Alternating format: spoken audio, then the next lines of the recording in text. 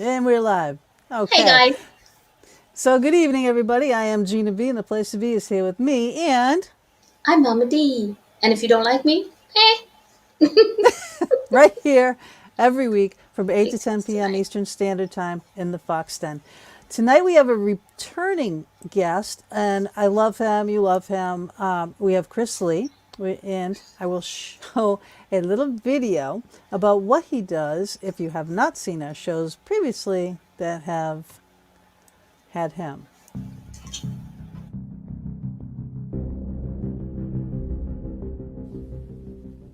Would you like to learn how to eliminate persistent aches, pains, fears, phobias, debilitating emotions such as anger, confusion, depression, that stuck feeling, etc.?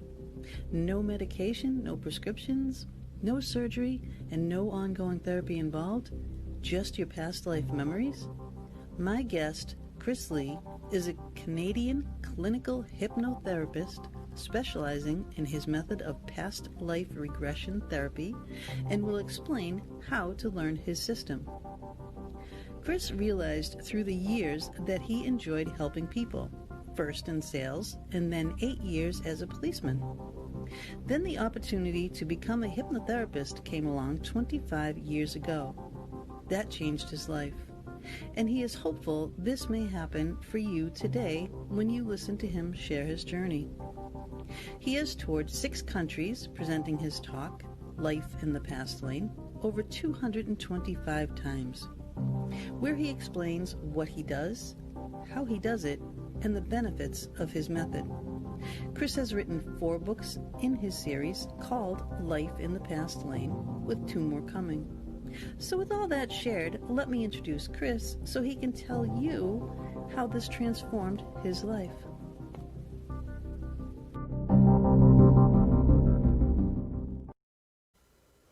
Hey, and welcome back to the Fox Den, Chris. So nice to have you again. It's always a pleasure and fun to be on your show. Absolutely. Can you enlighten us as to where you're joining us from now? Uh huh. Mazatlan, Mexico. Mazatlan, how nice. Now, what is it that you typically do in Mazatlan? Wait, can I add something to that? There's a rumor going around that your wife sings better karaoke than you. That's Any true. any comment? Any comment to that? By the way, No, if you're wondering who started the rumor, I taught her it's all I know. All I know, yes. So we're doing Ray me, and she took off from there. No, she has annoyingly perfect pitch, and I got her Aw. singing. I used to run karaoke, so and I was actually doing it in my brother's pub in England years ago. And what's those? We were going out. I had her come in and try it, and because there's like a lot of people, they're a bit nervous, don't have enough beer in them to get going. But she got up there and just knocked everybody's socks off. She's very good. So, Yeah, Yes. yeah. so Well, I don't. I heard you I sing always like a. to go up before her, not after her. I know you can't follow that. Well, Yeah. I cannot do that. I cannot sing. There is not enough beer in the world for You and me. I will get up there together, G.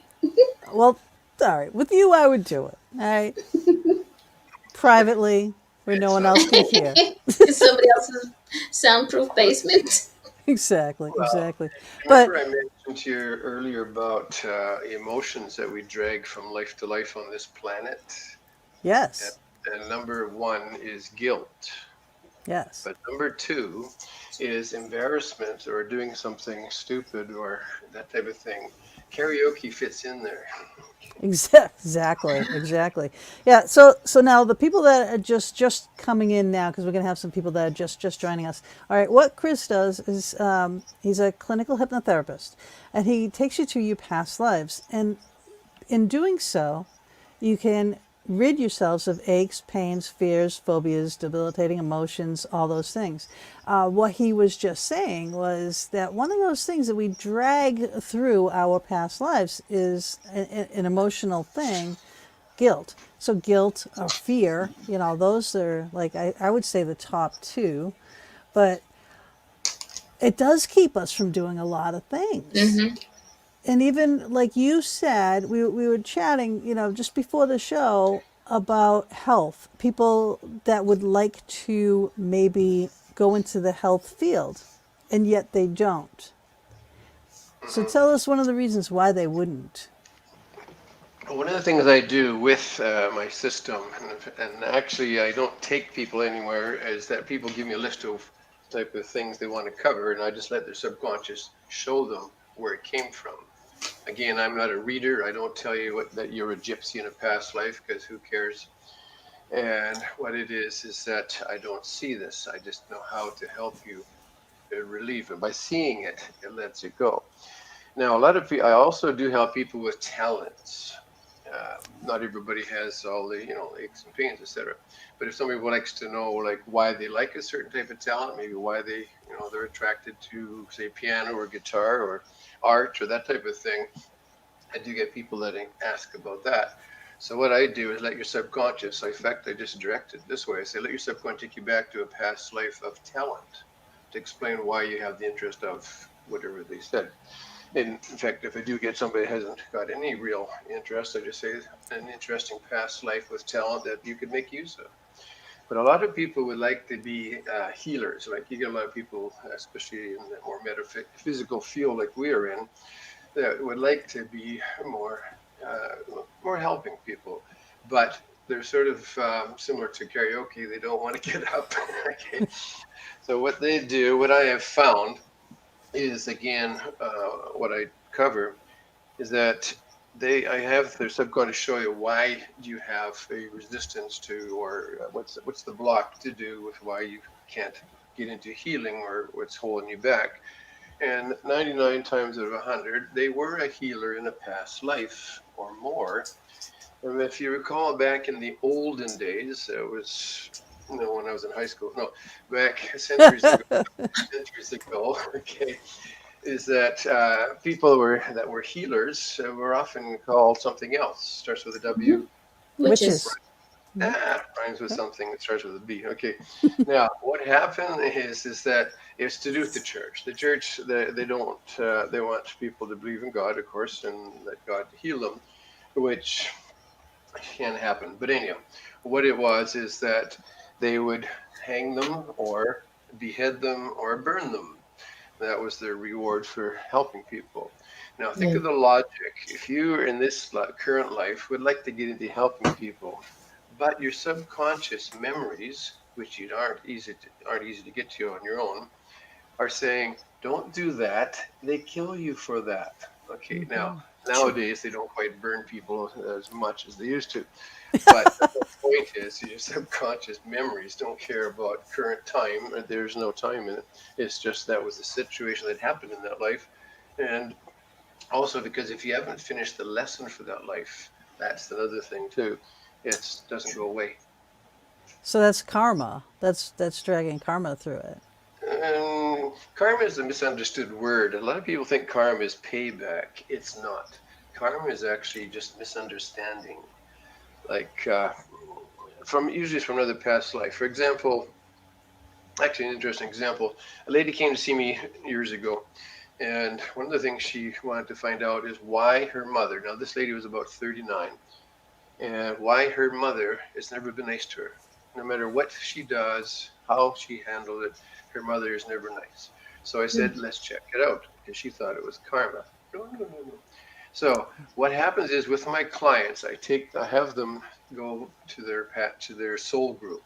We have a soul group. Remember, not all soul groups are from Motown. Motown. You remember that one? Yeah. Yes. So what happened is we do have a soul group. It's like we're in, you see in normal we're actually energies. Okay, that is what we are. Mhm. We have a group, and how it works is that when apparently they're still making them all the time. Why? I don't know. But there's a lot of things that people say, why does this happen? I say, I don't know, but I know how to make it work and get rid of your problems. So what happened though is that we do come into the human form to learn lessons, et cetera, et cetera. But what happens is that I said, well, let's go back to your soul group. And yes, and again, I don't see any of this. It's amazing. I don't know what they're seeing or whatever, but I do know that it's 100%. It always happens. It's not like maybe. It's 100%. Mhm. So I know how to good word. So I said, anybody you recognize in there. Now keep in mind we're energies, but you'll still sense them because what happens is we pick roles to play in different lives. That's it. So, is that often when you do go back to your soul group, some of them that are still alive, you don't have to be dead to see them. It's not your soul group isn't a graveyard. It's actually where our energies are, because only part of our energy goes out to the human form. So when I go in there or have people go in there, I say, "What do you recognize or sense anybody?" And it's like, oh, my mom's there. Okay, I had a feeling. I Yeah. said, "Is she very happy to see you?" And she said, "No." Okay. Now, your soul group don't dislike you. There's nothing you can do. It's because you're held together with love. They might not be happy with you because you sometimes you might have screwed up in a life that causes them to have to come back and play that same role again, not again. So what happened though is that the karma type of thing, why your mother wasn't happy, is to do with another life.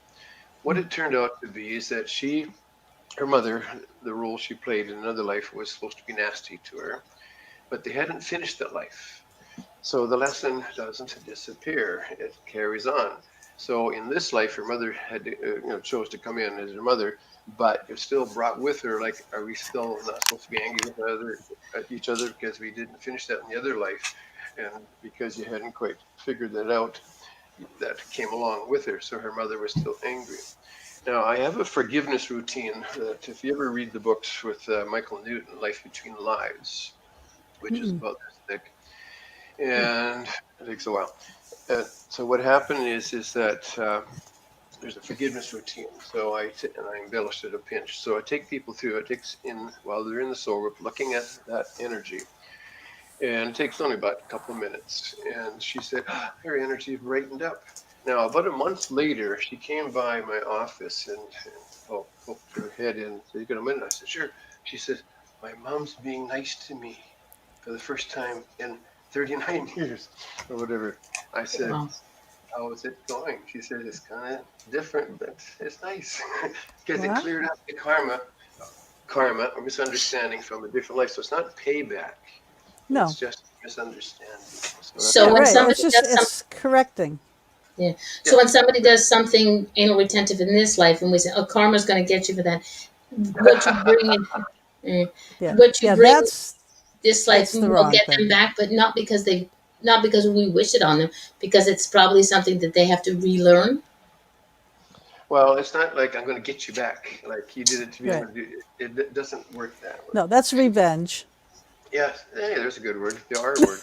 Now, but it's Mm. people use it as because like they use other expressions too, like whatever. So what happened though is that her mother became nice. So I use that routine, forgiveness, half the sessions I do because a lot of people have people that maybe let's see, their role wasn't to be nasty, but they are. It's just in fact a good example. At one of my graduates, I do train people now on Skype because I didn't want to fly back and forth to California. It would have been nice, but that lady, she graduated, but she said my daughter-in-law has never been nice to me, and it's like about 15 years, always snarly and stuff. So I said, let's check, and I did the same routine with her and she mentions every once in a while, oh, my daughter-in-law invited me over for supper. And so she says, I can't, she's being so nice to me. And how does that change? It's because of the forgiveness routine that we do In the in the past. soul group. Yeah, Right, right. something So else. again, just to kind of go over this, what he does is on a session with you, so someone tells you either their ache, their pain, their fear, their phobia, their whatever, Yeah, their issues, and then they say, Chris, how are you going to get rid of these for me? yeah. And you tell them, and you do Well, what? here's the example I use. My system is called. I give it a real fancy name. If you want the spelling, I'll give it to you later. It's called the unknown noise. Okay, like Mm. if you're it's dark, spooky, windy night, and you okay. Here's how when I do my talk, I use this example. Just pretend both you pretend that you're living alone. It's a dark, spooky, windy night. Okay, the wind is howling. In a group, usually somebody howls, and That was a subtle suggestion. It worked well. Power suggestion. Now, Doesn't where think was it? Okay. The wind is Now, howling. sunny Hoo! moment. so all of a sudden you wake up, there's a crash, and you wake up and go, "What the is that?" I'm being polite. It's family radio, I guess. Yeah. And you hear it again. Well, pretend. You hear it again, and you jump up and look out and hear it. Right? It's like, then you realize it's a branch blowing against the window. Remember, it's Mhm. windy and howling. Okay. So you go back to sleep unless you feel it's going to break. And then later that night, there's another crash, a real big one, and you wake up and you go, "What the heck? What the is that?" And it's a different noise. Never heard it before. So now that's when you sort of run amok in your mind, like, is somebody coming to kill me, or the boogeyman, or Yep, somebody someone's breaking breaking in. Yep. in, and you go a little goofy. Now, unless you check it out, which most people generally probably won't, you resort to childhood. You pull up your bulletproof covers and try and get some, protection. Ha ha. But you don't sleep well because that noise is still bugging you. You get up in the morning, you got to go to work, and not feeling very refreshed. You're going out the door, wind's still howling, and you hear that noise again, and it's off to your left, and you quickly look to your left, and you see it's a garbage can, a metal garbage can blowing around and banging into stuff. I use Hmm. technical terms, remember? Hmm. Now, what happened Yeah. was is that when you see that, now the neighbor has got a new garbage can, metal garbage can. He's always had garbage bags, which the dogs liked. But anyhow, what happened was you're going to make a profound statement when you see that, and adjectives about the stupid neighbor. And the profound statement is, it's a garbage can. Okay, I'm not finished yet. Hang in there. Yep. You're doing well, no matter what they said. Now, the next next night you're in bed. It's another dark, spooky, windy night. Spooky, windy Good night. night. Night, yes. Time for vacation, I think. And what You're happened on was vacation. Can I come home? the garbage can blows over like it would. Now, there's a 50-50 chance you don't even wake up.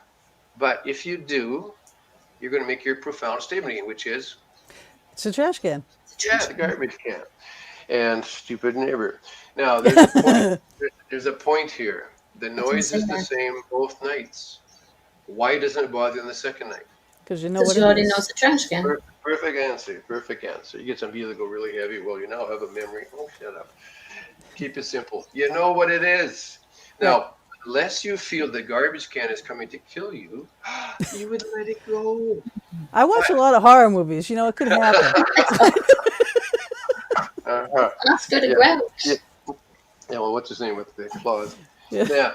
But the point I'm making here is, I forgot what it is. No, okay. The point I'm making here is that until you knew what it was, you didn't know what the noise is, it bothers you. The unknown noise.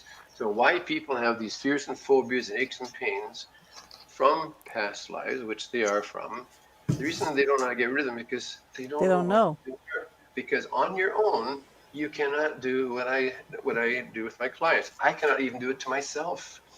I've had some of my graduates work on me, or when I'm doing training, I let them work on me, and they'll pick something I wouldn't mind finding out why I can't stand the look of cottage cheese. Anyhow, Ugh. oh no, it's like barf. Okay, Blech. sorry. Yeah. Ugh. Mayonnaise. Mayonnaise. I'm telling you, that is hell. If I die and I go to hell, I'm going to be naked in a vat of mayonnaise. Ew. Avocados is about the same thing too.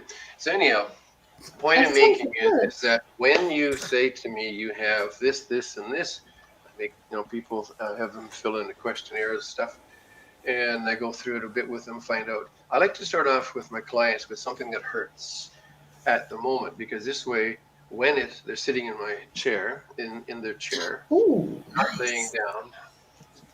What's another thing?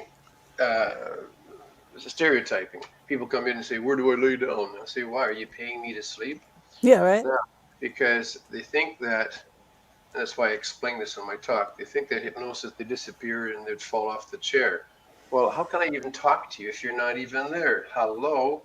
So yes, you can sit in the chair and be comfortable. But let's say, for example, you got a lower back problem. That's a common one. So what I do is, when the first life I go to is the one to do with that, because see, this way, if they're kind of hurting sitting, they're not going to be as relaxed as they could. So once you get rid of that, then they're even more relaxed in the visions. It's amazing. I cannot really visualize as much as a lot of my clients. But what it is that when I don't see it, so when I say are you indoors or outdoors, they always know which one. But how? It's because they see it, and I'm going, I wonder what it's really like. But whatever the whole point is that when I say are you indoors, outdoors, and start describing it, it's not occasionally. It happens all the time. They go there. You know that because I've done sessions with both of you. Yep. Did I Yep. do one with Mama? Yep. Yeah, I did. Yeah, No, it's amazing. It's not amazing. yet. And now a lot of people have more than one past life, but I mean, what's the most that you have ever brought anybody back through? In a just typical session, the most I've had probably maybe somebody see about 10, but the Wow. average is about 2 to 5. You got to remember that if sometimes it's more complex, it takes up a bit more time. But you do get people sometimes even on second sessions, it's just boom, boom, boom. See it, let it go. Next one, see it, let it go. I have people also test it. Like for example, with the lower back, sure enough, they fell off a horse or something, or got a spear in their back, etc. But whatever it is, they always come up with a scene that is the cause. The fact that it's whatever part of the body hurts, the past life that you go to, the thing that happens to them, it's always to that point in their body, not occasionally. It's always there. And again, once they see that, then I say, uh, okay, I basically also say, just say out loud, I let it go. It's a couple other things. So then I'll say, now move around. This is still in session. Their eyes are closed, easier to not be distracted, like by the junk in my wall in my office, whatever. So their eyes are closed, but they describe, I talk to them all the time through it because it's hard to ask questions without speaking. But so what happened was, then I'll say, now move your back around. This one fella, he said, did you hear that? And I said, oh, yes. It went crack. And later on, after the session, once we finished, then I have people stand up. He stood up. He said, "This tall for 12 years because of Wow. that, Yep. because of the pain." What happened is that your body cell. It's all you can blame body cell memory. What it is that our body cells have a memory. They've proven it. The American Medical Association a few years ago came out with a paper that I make use of that says from their studying and tests, they've proven that people with organ transplants pick up the traits of the person that had that organ. Can anybody be hypnotized? Do you know how to daydream? If you know how to daydream, you're in hypnosis. I don't Yeah, hypnotize it's people that don't know how to relaxation. dance. It's a Yes. deep relaxation. Deep, daydreaming is hypnosis. If you're reading a book and don't hear people talking to you, you're in hypnosis. But I can't make you do that. Nobody can make you. Help. Hypnosis is all self hypnosis. All it is the two ladies just nodded their head in front of you, is deep relaxation. It's just when you're relaxed, your conscious slows down. It's easier to get to the memories. That's all it is. You don't disappear. There's no la la land. Nobody floats away. That's all television BS or movies because it Right. looks interesting if they all of a sudden become zombies or something stupid like that. It Yeah. does not happen. I get a little upset about this. This is why I do my talks because so many people think that they look at me and I can get away. If I could do that, I was a cop, remember, for over 8 years. If we heard somebody's in town making, walking up to people and making them do something like, kill people, but hello, we'd be putting them in jail. Hello, Right. doesn't happen. Yeah. Oh, 8 more banks robbed by hypnotist. He made me. It was the money. Ooh. No, it does not happen. So Yeah. yes, the whole thing. If you say can you be hypnotized, just answer the question: can you daydream? Do you sleep every 24 hours? Sleep is hypnosis. So yes, everybody, you can resist. Nobody can make you relax. Somebody saying relax. Well, even just the tone throws you off. Now Right. I've lost my. Oh yeah, Right. the body cell memory. Thank you. That was good to ask questions. The body cell memory, they've proven that people are picking up that have transplants the traits of the person who had the organ. And this isn't just like this is an association medical that that knows what they're doing. I hope so. What I found, this is all to do with past life body cell memory. When you are in a past life, we go in with a lesson, and it's not just for something to do. No, we go with a lesson. Now the lessons are just usually one words: learn patience, or learn self-love, or just a few things, basic things. How you do it, that's up to you. They're not given a script. But what happened is when we don't finish our life lesson, which happens a lot because either we get killed too early, or you really screw up. Maybe, like for example, you're supposed to be like a Mother Teresa and you became Jack the Ripper. I think you screwed up.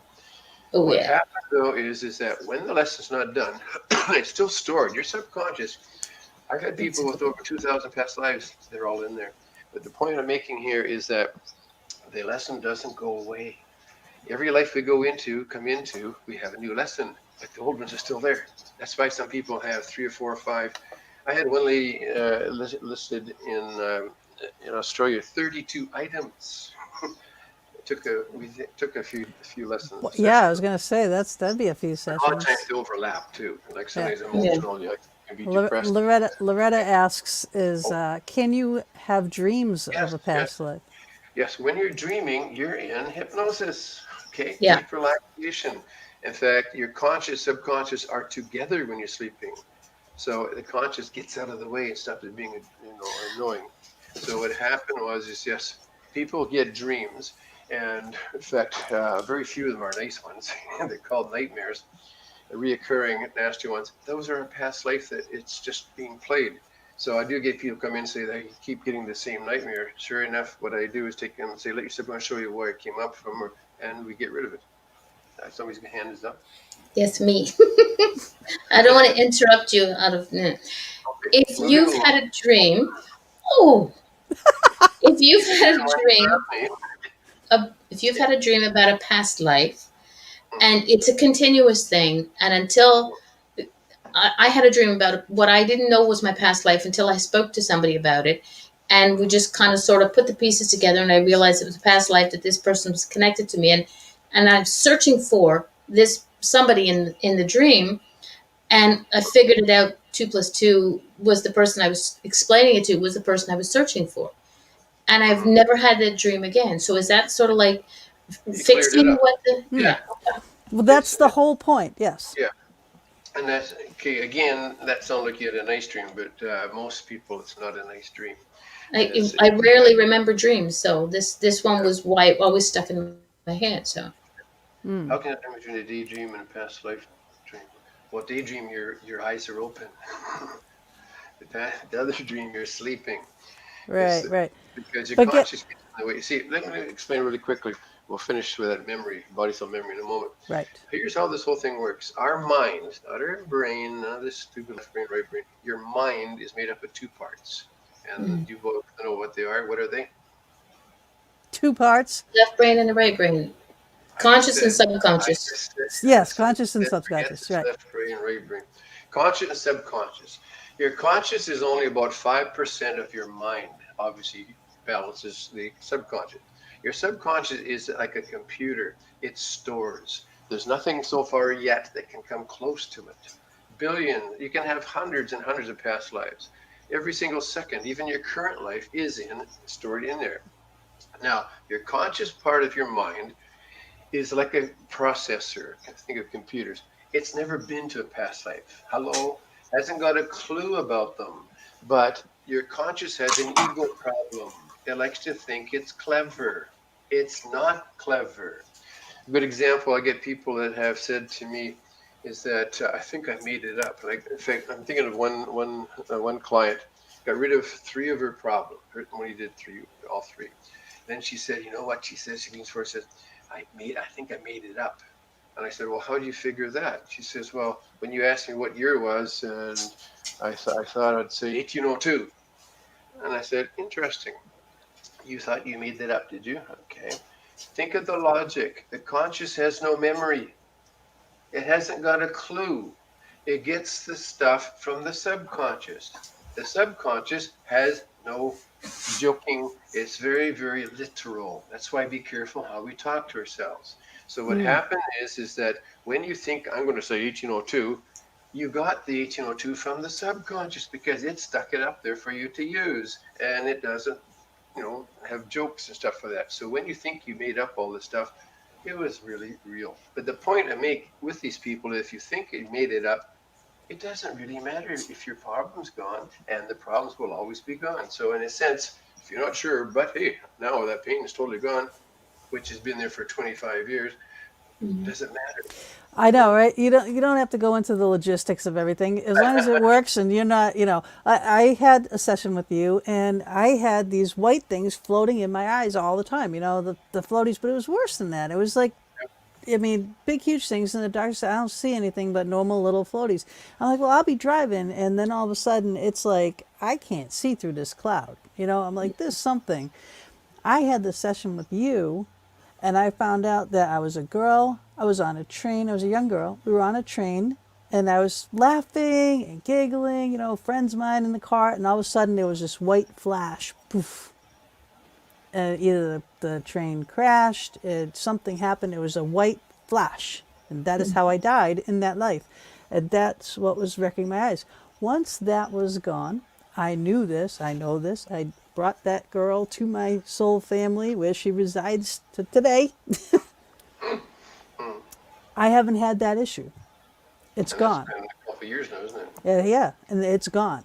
So tell me it doesn't work, all right? Because I had that my whole life. It's like, all right, now Lourdes, she says, when you have a prophetic dream, do we have those due to past life or lives? What's a prophetic dream? Prophetic, like a prophet Prophecy. dream, like like a foreseeing the future, maybe. Is that what you mean, Lourdes? I'm not sure if it's a prophetic Well, I that know way. more about nightmares, but as far as seeing in the future, that doesn't cover. I don't cover any of that stuff because this is stuff you've already done past life. That's Yeah. all. But the whole point is that when you don't know, remember the garbage can. I like using that a lot. When you don't know it's a garbage can, that noise will always bother you because you don't know what it is. Right. But let me finish with the body cell memory. We started a while ago. So my memory's got. Oh, we still got an hour and a half for you to finish that. Go ahead. Oh, squirrel. Okay. Squirrel. But yeah, it's memory. So what happens is whatever memory you've had, basically when you die. For example, I've given it a title. I call this one type of problem. I call it turtleneck syndrome. And it's because you've either been. It's like people. It gets on people that cannot wear turtlenecks or have people touch their neck or wear something tight around their neck. Turtleneck syndrome, right? Rather than saying you've been either strangled, hung, or beheaded. It's a little faster saying turtleneck, and whatever, just maybe self turtleneck, so whatever. But what it is about 40% of the world have this concern. What it's all about is that you've either been hung, strangled, or beheaded. Now, for example, let's say you're being hung, and which is, thank you, in that book. It's in that book too, yes. Book one. What happened is that it's trauma. You haven't finished the lesson. You're being hung. Your lesson is being stopped. Your body cell memory keeps that problem from your neck with you. And what happens is that, again, body cell memory, when something happens that something triggers it, like somebody touching your neck, it triggers the memory of that situation, and you don't. Like being hung is not probably one of the most exciting experiences you want to, remember, but it does happen, triggers. So also I get people that say, well, I had a fear. I got a fear, but it didn't happen until I was later in life. Well, why did it suddenly show up? It's triggers. Or actually another more logical one for people that like to bring this up. Well, that pain in my shoulder, it's been there. It's because it's a car accident. So that's nothing to do with past life. And I go, really? A good example up in northern Alberta. A couple years ago when we were on tour up there, this lady, she came in, problem with her left shoulder.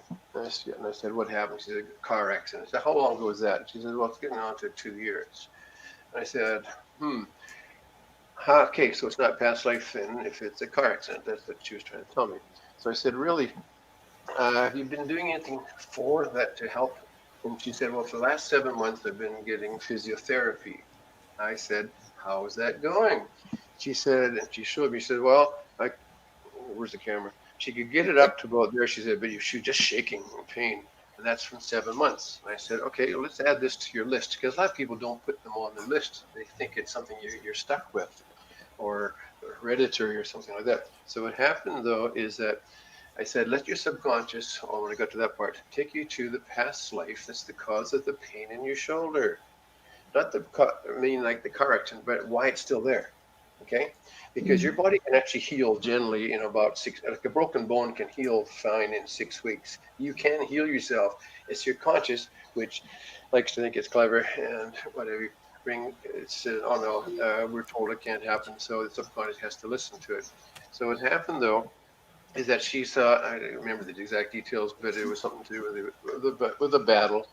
And she was on a horse as a male soldier, and somebody rammed a spear into her left shoulder. Now, I don't lead at all. I don't say, she said, I don't say, is it the left one? I don't lead because that's the power. So I say, which one? And the fact that it's the one that bothers her is 100%. Remember? It's not like, oh, no, maybe, no, it's always.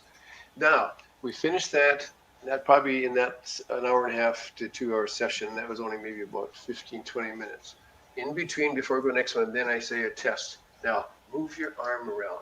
Now, eyes are closed, but she went like this, straight up. And the look on her face. Now, I get emotional when I remember some of these things, that people canceling operations because now they don't need it if the pain's gone. Right, That's right. Now, Right. therapy. It's a nice trade. I've had it. I got rid of a frozen shoulder, which was nothing to do with the past life. But it's just like if you can't get to where it came from, it's. I worked with about, I think it was done sessions with 5 male medical doctors. One of the biggest things that they have, 2 of them had a big laugh about when I was talking to them, was a thing called fibromyalgia. I don't remember. People come in, people that have had an ailment for 10 years know how to pronounce their 37-letter ailment, and they come in bragging about it. I go, speak That's my English. sister. Yeah, she Where does used it to be hurt? a nurse, and she talks in medical terms to you. It's like, I have no idea what you're saying. Yeah, well, that's the way that they're trained. The point I'm making is that fibromyalgia is a body ache, okay? And it's not like everybody gets fibromyalgia on the left shoulder or whatever. Some have it all over their body, some certain points. And when they go to the doctors to check it out, and this is why I like to say to my male doctor friends that I've worked with, laugh, is that when they can't prove where it came from, They all call their it tests, fibromyalgia. so you'll feel better. Oh, at least I got a title to it. It's fibromyalgia, rather than they don't know what it is. Yeah. And It's the that's and all of scapegoat. it. It's the scapegoat of the medical community. Yeah, exactly. Now, I've had probably about 70 or 80 fibromyalgia clients in the last, like I'm keeping more track in the last few years. My percentage of fixing fibromyalgia is only about 100%. So do you hear that, people? So if your doctor can't figure out what the hell's wrong with you, and they say it's fibromyalgia, Well, that's why these get a doctors session with him. There's Why? stuff. Why I put up your Skype name here is because Joan says, can you help others through FaceTime, or does the person have to be next to you? And that's why I put up his Skype name, Well, because you do. if you come to Mazaland, yes, I could work on you here. Yeah. But no, So nice. when I go on tour, I'm on that's the when I next see plane. people. Sorry. She's on the I'm next on plane. the next plane. Oh, that was live. Okay. I'm on the next plane. Sure. Yeah, just let me know. I did the training of one of my grads from BC, Canada. I don't know if you're from Canada. And she came, we did the training here, so she made a little bit of a holiday, and rented one of the rooms we have. We usually get a house with a few bedrooms. So, but other than that, yes, I do sessions on Skype. I prefer Skype, but there's so many different mediums. There's Zoom, there's Facebook and all kinds Zoom, of stuff. yeah, Zoom, Skype, Facebook, all those things, FaceTimes, Duo. There's a lot of ways to connect now, social media wise. Even StreamYard, what we're doing here. You can actually even do this. We can chat, before we go live on a show. Mama D and I, we chat all the time in Can't shut StreamYard, us up. right? And so this is a good way. And you can do things like this. Like if you do, in here, you can show pictures. There we go, of the Of my books. books. Yeah. Right, so the Oh, books, cool. there's his books, there's a CD, but if you have something that's relevant, and then there is a smiley face with all the Look at the books. smiley face. Yeah, yeah, and all the bookmarks and I everything that throw are in in there. bookmarks. Yes. Yeah, The but I'm older, so I started with Skype. I do like Skype is because it's full screen. I get people to bring out their phone and it's like a little skinny person. Then I say, can you turn it this way? And then Yeah. if they do it afterwards, they're stuck looking sideways because I have to see you. It's not like I cannot do like a telephone call. I have to watch you. I Yeah. like to have you take a deep breath every once in a while because just to make sure that you're. Now, well, see, some people think they might fall asleep. How many times has it happened so far is zero. But what happened though is that I like to know that you're still hearing me or listening to me. So by have you take a deep breath, but I have to see you take the deep breath. I can't necessarily hear you gargle or death rattle in the phone. So I do like yeah. with No, Skype, it's like a nice wide picture, but you yeah, can do whatever you want. yeah. But I think some people are easier to hypnotize or to put into the deep Relax, relaxation have them state relax. than others. So I was fairly easy, but then again, I know you. I've had you on the show. We've talked so many times. I trust you. So I think that is a big thing Mm. because Well, that's people will also have their why. guard up. Yeah, that's also why I do a talk. See, I go on tour a lot. I do a 2 hour talk.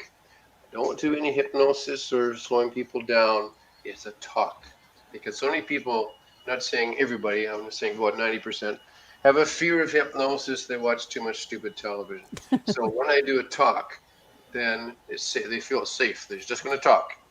And that is why I have found I keep a lot of stats. I've done my talk in over 225 times. Is that about 84% of the people that come to my talk book a session before the talk, nobody, unless I've been there before, because they realize that hypnosis is deep relaxation. Just a Hmm. real side thing. One of the things that give people fear is watching a hypnotist show. Yeah. Now, I know on a hypnotist show, it's entertainment. Hello, Right. entertainment. He gives the impression that these people up there are under his control, which Yep. is 100% possible. Yeah. What it is that why it looks like that is because the people that come up that he keeps, like you'll have the people come up that like to volunteer. Well, okay, a good way of doing it is they'll say everybody in the audience at the beginning of the show, let's do a little test. Everybody put your fingers together like this. And then you'll give the suggestion that the more you try to separate them, the harder it is and they can become locked. Now, most people are doing this, but some are like that. So he said, come on up on the stage and I'll free your hands. All he does is just go like that, you're done. When you're up there, then you'll say, would you like to stay up and have some fun? The people that come up are part of the world's 10% of people that are called somnambulistic. Took me a year to pronounce that one. It just means they don't care. They're having fun. They're not easily embarrassed, that type of thing. You probably met people like that. Not everybody, but Hmm. they don't care. They're having fun. Power suggestion. So what happens is they'll say, sure, I'll stay up. Now, what happened though is that if you really, really watch the show carefully, a live show, not TV, because they don't zoom in on certain things, watch a live performance. During the show, he likes to usually get 10 or 20, 30, as many as he can to come up because he'll lose them as through the show, through the evening, like not all at once, but you'll see him maybe whisper, thanks for coming up, and then the person will leave. What happened is there's a good example of there's no loss of control because if they're under his control, why do they have to leave occasionally? Some of them. It's because they're acting like a kid. 7 or 8 or younger is what happens is when you're in deep relaxation, you're acting basically about 7 or 8 or younger. It's not very hard for people or kids that age or younger or thinking they're like that to bark like a dog or act stupid. Silly, I mean. Why do they have to get sent off? It's because kids can get bored. They don't feel like Yeah. doing it anymore. And it doesn't look good for his show to have people some up and some don't. So that's why they weed them out. So what I'm leading to is there is never any loss of control. They're just somnambulistic people who don't care and like being silly. Right. So therefore, no, you cannot walk up to people and say, go kill people. That's television. Yeah. And I hate to say it, I'm sure you will Not unless there's survive. money involved. Yeah, the TV and movies aren't always 100% accurate. Really? No. Sure.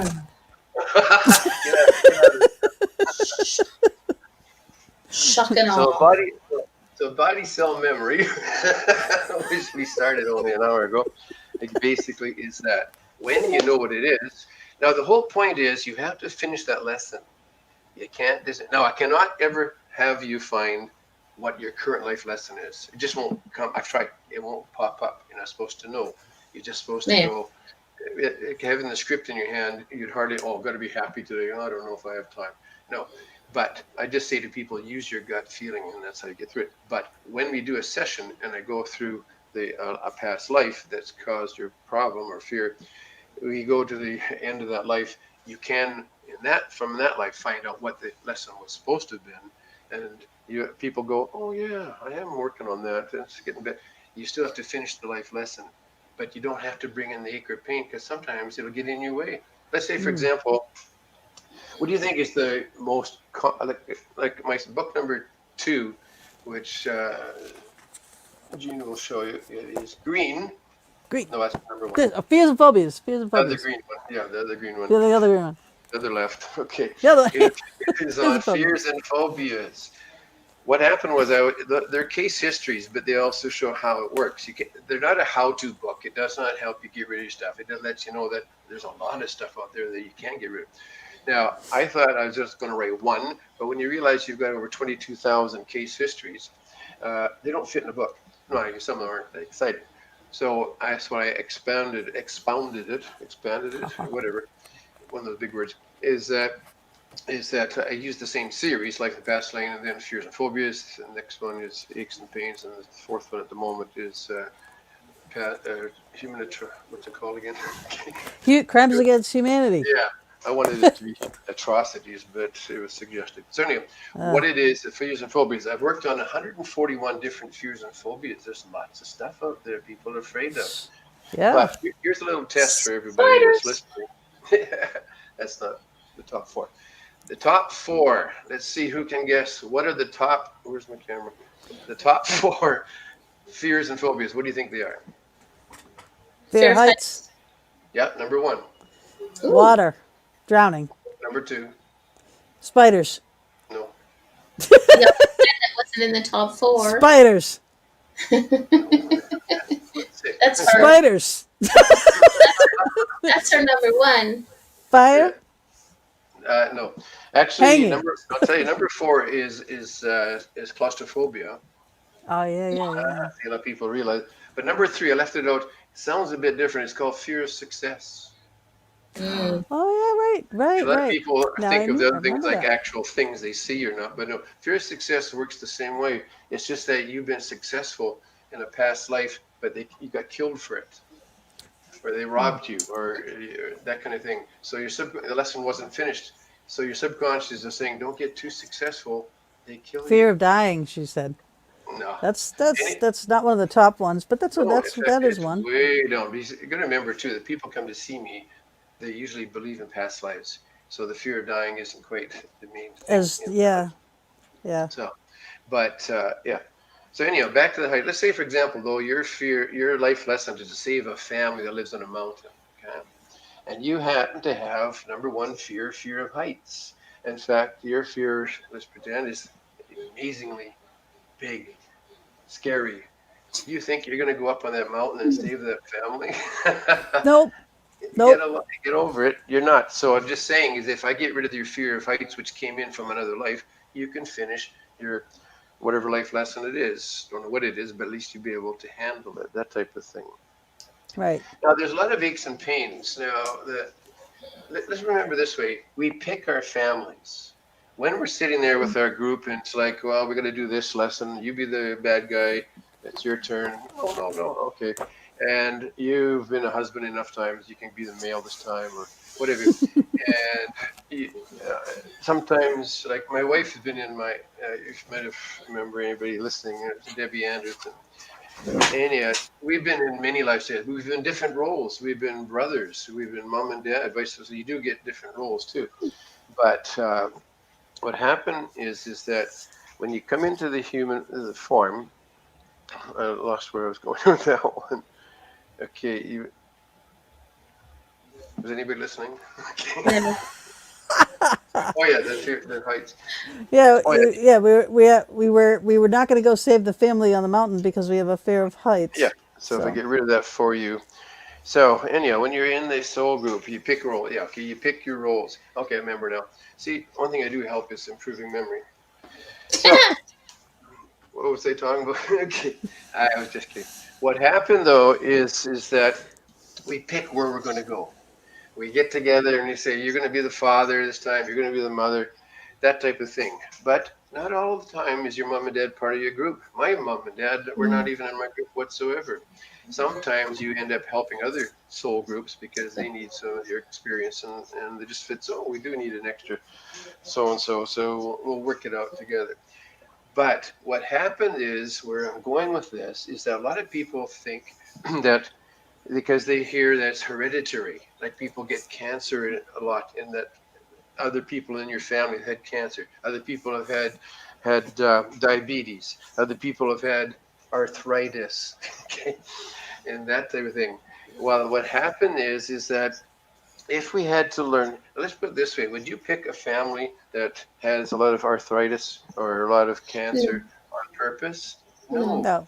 but we're there to learn things or to help them. So either way is that we go into a family that has the heritage of that particular gene that's caused, say, for example, diabetes. Oh, everybody's in the family for centuries have had diabetes. Well, if you're to learn how to handle diabetes, you're going to pick a family that can get it so you can get it. Because let's put it this way: let's say you had to learn to be abused, physically, physically or verbally abused. And if it was random and you said, oh my God, I got the happy family again, I've got to wait another time. Oh, you pick which one you want. So what happens is you learn either to not get it or to move along through it. So yes, so I do get people that say arthritis, for example. Is that in your hand? Your hand is in there. Yeah, I've Well, got when arthritis in you, my neck. She does too. In your I knee. also have a question. Oh, I wasn't sure if that was your showing me your arthritis. No, my arthritis is there. Okay. Um, when you continuously through past lives and whatever, somebody keeps coming into your life, like now. Example, I in my life I have somebody that just keeps popping in and leaving, popping in and leaving. Is that Same person. possibly part of the soul family? Well, okay. Well, one thing with this way is that when we do bump into one of our soul group, we do Hmm. not know for sure. Yeah. Because, for example, if you were in my group and you came in and you're supposed to be nasty, I'll say, oh, you're just usually nice. I don't have time to come back another time. I wouldn't take you seriously. So Okay. you don't know. The one thing is that you can recognize some of your soul group by just that feeling like I've known them before, or you get comfortable with them. You meet 10 new people and there's one person, wow, it seems like I've known them all my life. I can get along fine with them. Or can't stand that guy. I don't know why. They're both from your soul group. It's just that their energy is strong enough you do recognize it. So if this one's popping in, it just means they're working on a lesson. Okay. Yeah. Now, This is very interesting. arthritis. Now, somebody Somebody's in mentioned my soul arthritis. I family. won't, I won't mention Mama D's name. It's okay. See, it's all to do with past life. I'm not saying 100%. It's just saying 99% is past life. I think it's pretty high. What happened is a lot of people with arthritis is generally known as a bone problems or joints Hmm. problems. What happened is that if you'll notice in book number 4, there's a nice big section on dungeons. We get a lot of stuff from dungeons. Now, this one lady came in to see me one day. Also, I don't try and ever, like I've seen so many cases, but I don't ever try to assume that I think I know where it's going to come from, because sure Okay. enough, it won't be. So it's a good thing I don't say out loud. But I do get people with wrists and ankles. Quite often that's dungeons Being chained. from having the chains, and they don't take them off. You're there. It's there forever Yeah. till you die. Now, what happened is that this lady came in. It was almost about 3 or 4 years ago. She was in her 50s, and her hands were like that. Okay, she could move very little. She hadn't been able to write well. She sort of just holds a pen a bit.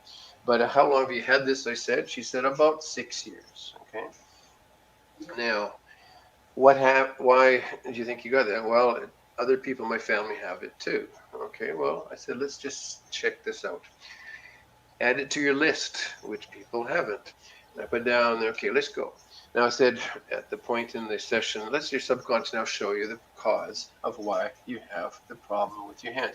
I don't give it titles. I'll say concerns. I won't say about ache or pain because you're giving it titles. It's almost like you're reminding people it's an ache. No, a concern. So within moments in her mind's eye, she saw that she was a female in a dungeon.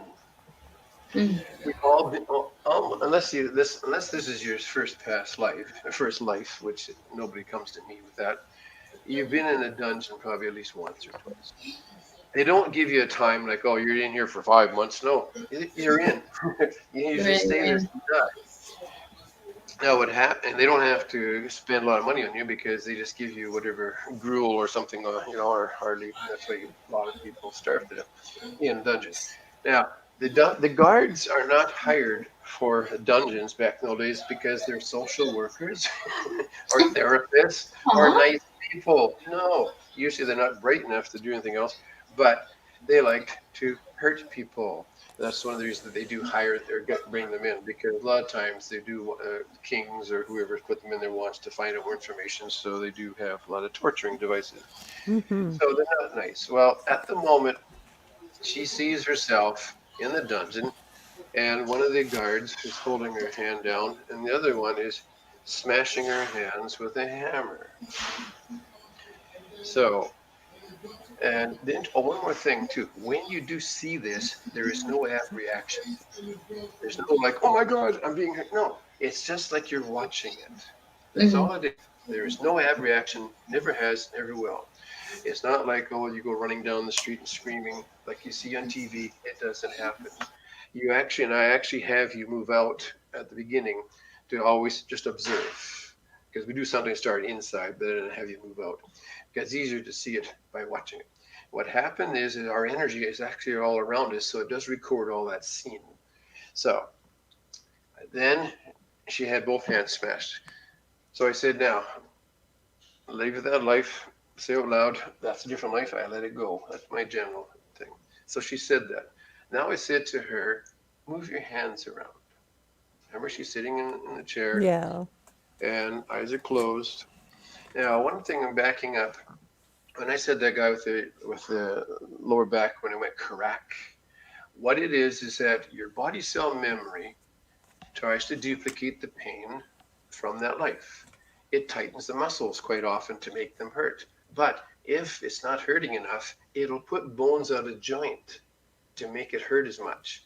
That's why often when people are coming, or when I've worked out what their problem is, and then I'll say move it, I hear cracks and stuff like that. Mm-hmm. So do you remember Rice Krispies? Mm-hmm. That's my neck. Until I was with you. It was just like, it cracks a little bit here, but it was like crunch, crunch, crunch, crunch, crunch, crunch, crunch, crunch, crunch, crunch. I know. That's so easy. So when I said move your hands, it sounded like a Rice Krispie commercial for about 20 seconds. She'd move and it was crackle, snackle, and then slowly after about 20 seconds, and actually 20 seconds isn't that, it does take a bit of time. It was quiet, and she was moving her hands freely. 6 years. Wow. And it was gone. Nothing to do with hereditary. It's to do with a past life. Yeah, it's pretty amazing stuff. And I got to say too now, because you keep bringing this book up, this book is there's quite disturbing things in this book. Tell them the categories on that back. Oh my! You know what?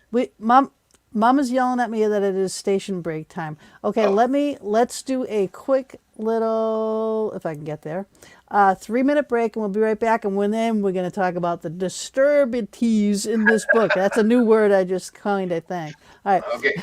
right. We'll be right People back. use the venue.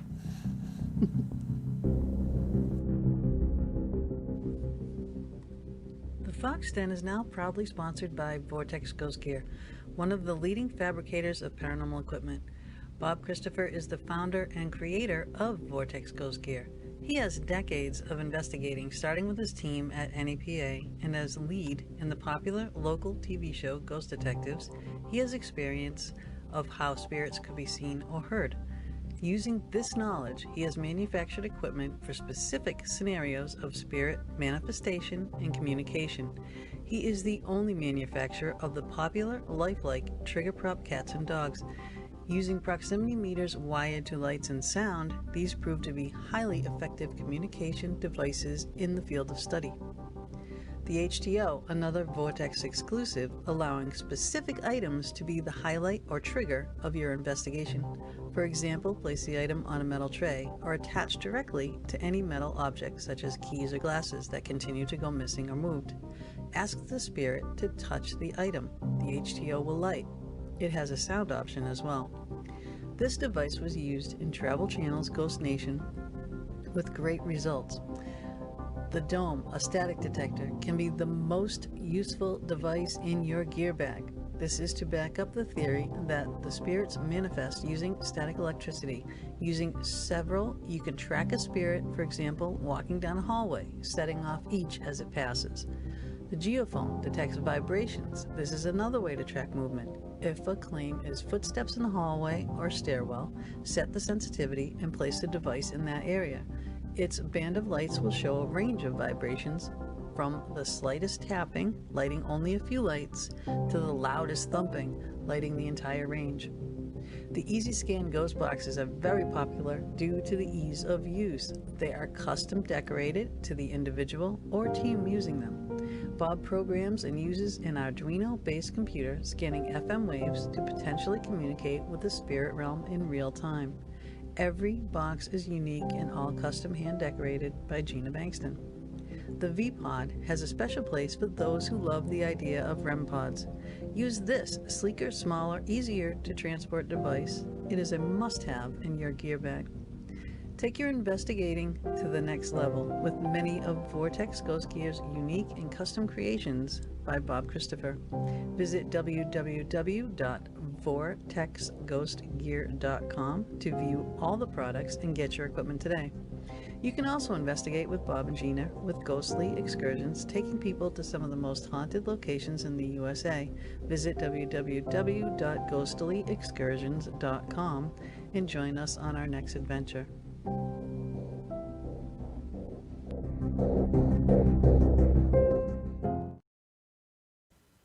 And we're back, and I had to get my cheaters on because now I have to read. So we are talking about this. This is Stuff that you sell. right. This is the fourth book in the Life in the Past Lane series. Okay, now this one, because each one of these books, okay, there are three. Okay, over here and this one. All right, so they're all there in the corner of the screen there too. All right, and they're all case studies of people he's actually worked on. These are clients of his, okay? Now this book in particular, these are 101 case histories taken from his thousands of clients covering past lives involving serial killers, Jack the Ripper, World War II atrocities, torture, dungeons, witches, and sexual assaults. Now, this isn't for the gore, but it's for the concerns we bring into our current life from these atrocities. And it is. Some of these stories are quite disturbing. And, you know, I mean, a few of them, like the World War II and the Nazis and the this and the that, you know, there are people that are the victims, but there are the people that are the ones doing the harm as well. So which one, is there a story in that book that particularly kind of haunts you or stands out to you? No, not offhand, but it's the categories. Okay. What it is, for example, is dungeons, as I mentioned, have created a lot of concerns. And again, that's also why we have them, is because we've been in dungeons. Dungeons can cause things like fear of rats, okay, because they had them there. IBS, irritable bowel syndrome, because they didn't feed you well, and that type of thing. Can also cause weight concerns because you generally starve to death, so your subconscious doesn't want you to go and lose weight in case you starve to death in this life. The Here's an interesting one: chewing fingernails. Do you know anybody that chews their nails? Yeah, I do. My sister used to all the time. Oh my God, to be bloody. I guarantee you she was in a dungeon. Did they feed you well? No. So what did they used to do? Try and get some food value out of their nails. That's one of Ugh. them. Cracking your nails. I get actually, just a little side to get back to it, I get people through the years, I've had maybe 10 people that have come to me and said, I haven't got any concerns. I just wanted to find all about it. Every single one of them, by the time I've talked to them for about 10 minutes, I usually have 3 to 5 things on the list that they need to work on, because people think that a lot of stuff is just a way of life. This one guy, he was cracking his knuckles while I was talking. I can't stand that. I've had people say, well, it's to help your bones, it loosens them up. Well, really, then why doesn't everybody crack their knuckles and bother people? No. So I said, how long have you been doing that? And he said, what? Okay. I said, cracking knuckles. Oh, I always do it. So I said, let's add that to your list. Sure enough, what happened is in the dungeons, there's actually, I've had 2 with cracking knuckles similar, that didn't know what they're doing, noticed that they were doing it. One of them, he was being tortured. They wanted information, so they were cutting off his fingers. What his subconscious was doing is letting him know his fingers are still there. And another one, the one actually the guy I was just talking to, they had smashed his fingers. So again, it's to let them know. One lady actually came in one time. She sat down in the chair and she started moving around, cracking every bone in her body. She says, how long have you been doing that? She goes, what? I said, that. Oh, she says, it happens all the time. She had fallen off in a past life off a mountain and broke every bone in her body. Okay, so that disappeared. She couldn't make any cracks after that. Another one, young lady, about 30, sat down, and every time she moved her ankles, there'd be a crack. And I said, how long has that been? And she said, well, mostly when I stand up, it cracks, and not so bad all my life. Now that one is that's in that book. And what happened was that she was part of a gypsy family. She was a girl about 10, and they were making an example of her in the village so that the gypsies wouldn't come back, and they took 2 horses and pulled her apart. I know it sounds gory, but we weren't nice people back then. That's where the ankles were. It broke her ankles. Yeah. So when she got up from the session, she could not she said, it's not cracking. I said, do you want it to crack? And there's no way I can have it come back again. It's like forgetting, like telling people, forget it's a garbage can. No. There's some things. So that's another thing you get from dungeons is often that, the cracking of knuckles, being tortured. Where was it? The fear of the rats. I said that one. Yep. IBS. But here's an interesting one, libido. Now, do you know what libido is? Yeah, that's your stamina, your gusto, your sexual desires. Yes. There you go. This has been a long time ago. One of the first times I heard that, I thought for a minute, is that a car? 4-door libido. Okay. What book is this? See the books in the corner there, Wanda? All right. Yeah. Let me show you all these other books. That the main reason why libido is a problem, and it can be male or female because we've been the other gender in past lives, is that unfortunately, when you're in the dungeon, remember the guards are not the nicest people. If you were female, it was almost guaranteed that you were raped continually, daily. But again, if you're male in this life, you would have been female. So what happened was, think of the logic. When something happens to you and it's not exciting, you get raped all the time. So in your current life, sexual thing is not too exciting for you because it triggers the memory of being raped continually. That has helped. I've had a few people.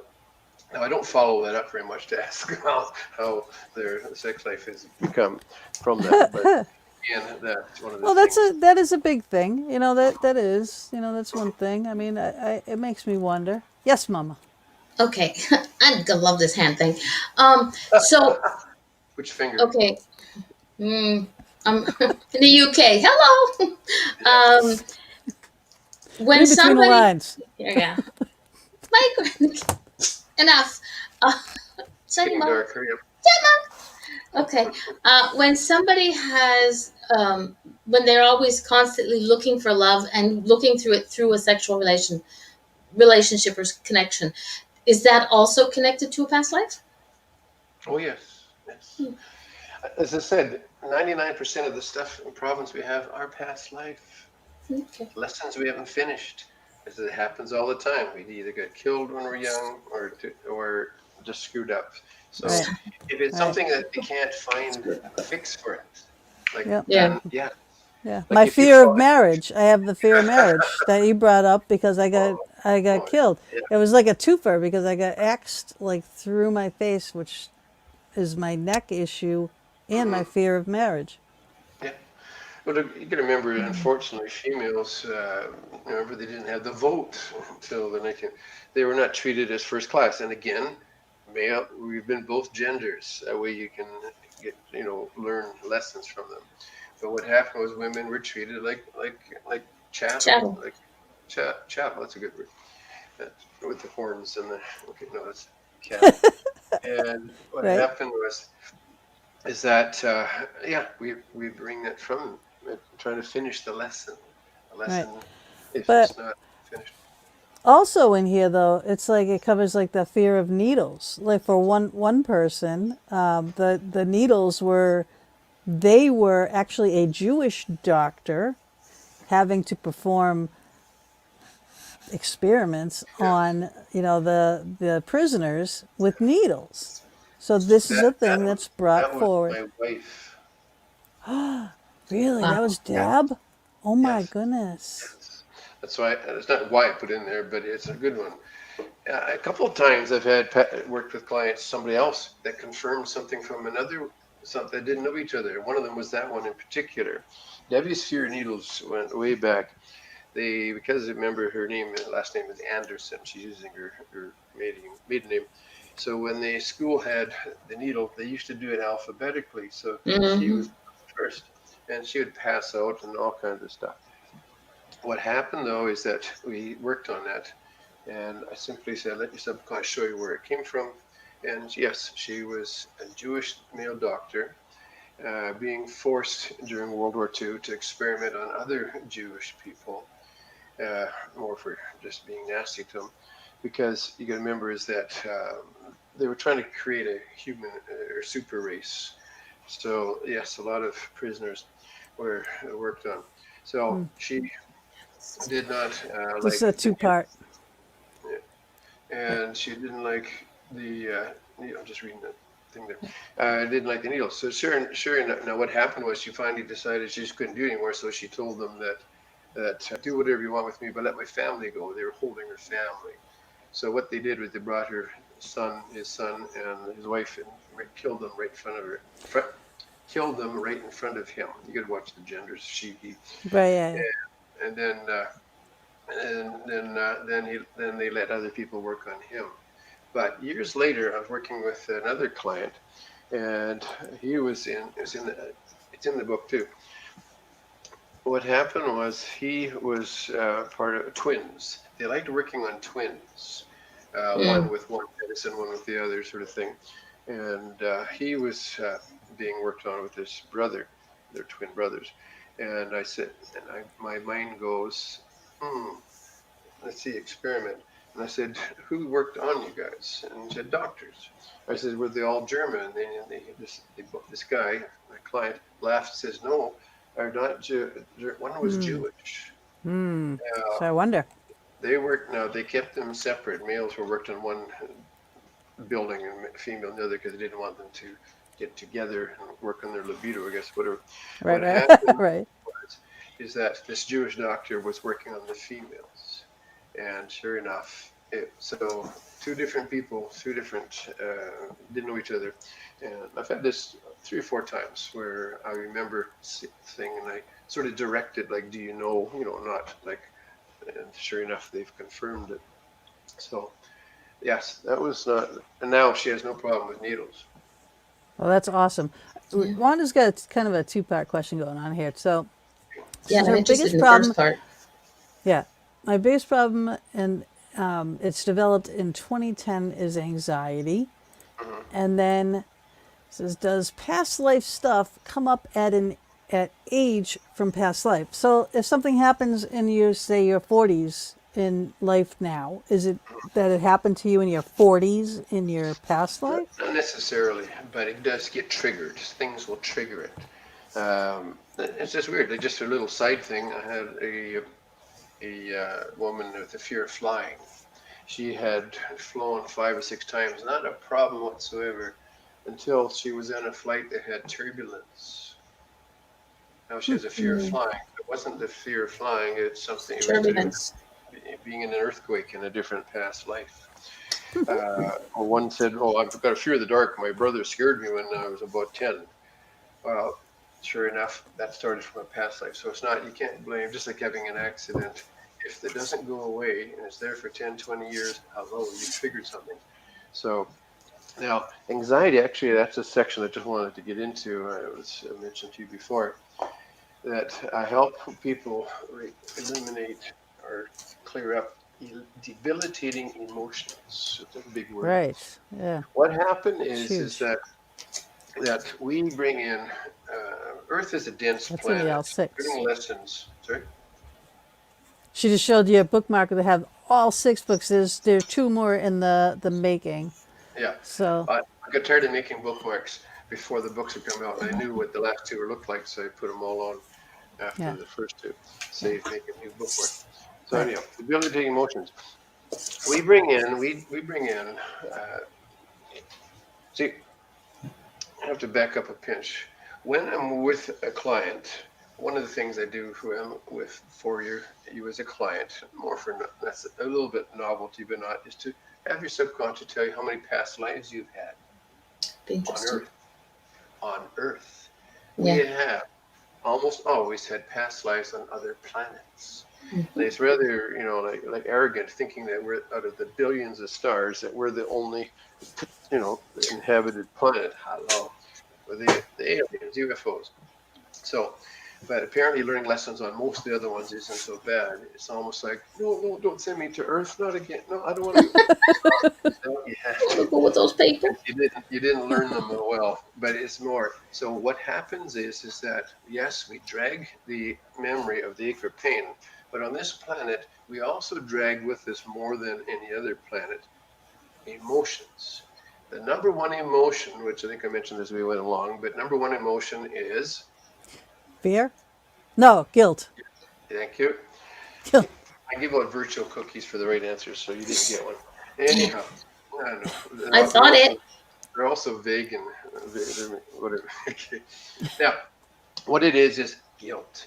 Have you ever met anybody that feels guilty about everything, but they don't know why? Lots of Mm, people. And unfortunately, women are one of the worst ones. Do you get enough coffee? Can I help you with this? That's sort of inbred, a pinch, what have you. But it's also an emotion you drag with you. Number two is actually an interesting one. It's doing something stupid or embarrassing. Right. Now, there's where we get to karaoke. Okay. Also, public speaking. Public Yeah. speaking is actually a natural thing. We're not taught as a kid to be afraid to get up and talk, unless your parents are also afraid of public speaking and they like to pass their fears along or their suggestion. Public speaking is doing something embarrassing, that type of thing. I mentioned to you earlier, there was a woman I knew years and years ago before I got into what I do now that stuck in my mind. She would be part of the group and we'd go to restaurants and stuff that she would never even get a glass of water. She'd just sit and talk. One day we finally asked her, I actually pulled her aside and says, why is it you never ever eat or something? She says, I might spill something. and be embarrassed. That's so Isn't that strong. crazy? That How is strong these insane. same things can Yeah. be. Yeah. So guilt. Now, a guilt starts off and spreads out different things. So you can really, under guilt, put in depression, anxiety, anxiousness, unworthiness, suicide, extreme mood swings, anger, feeling abandoned, constant worry, panic attacks, that stuck feeling.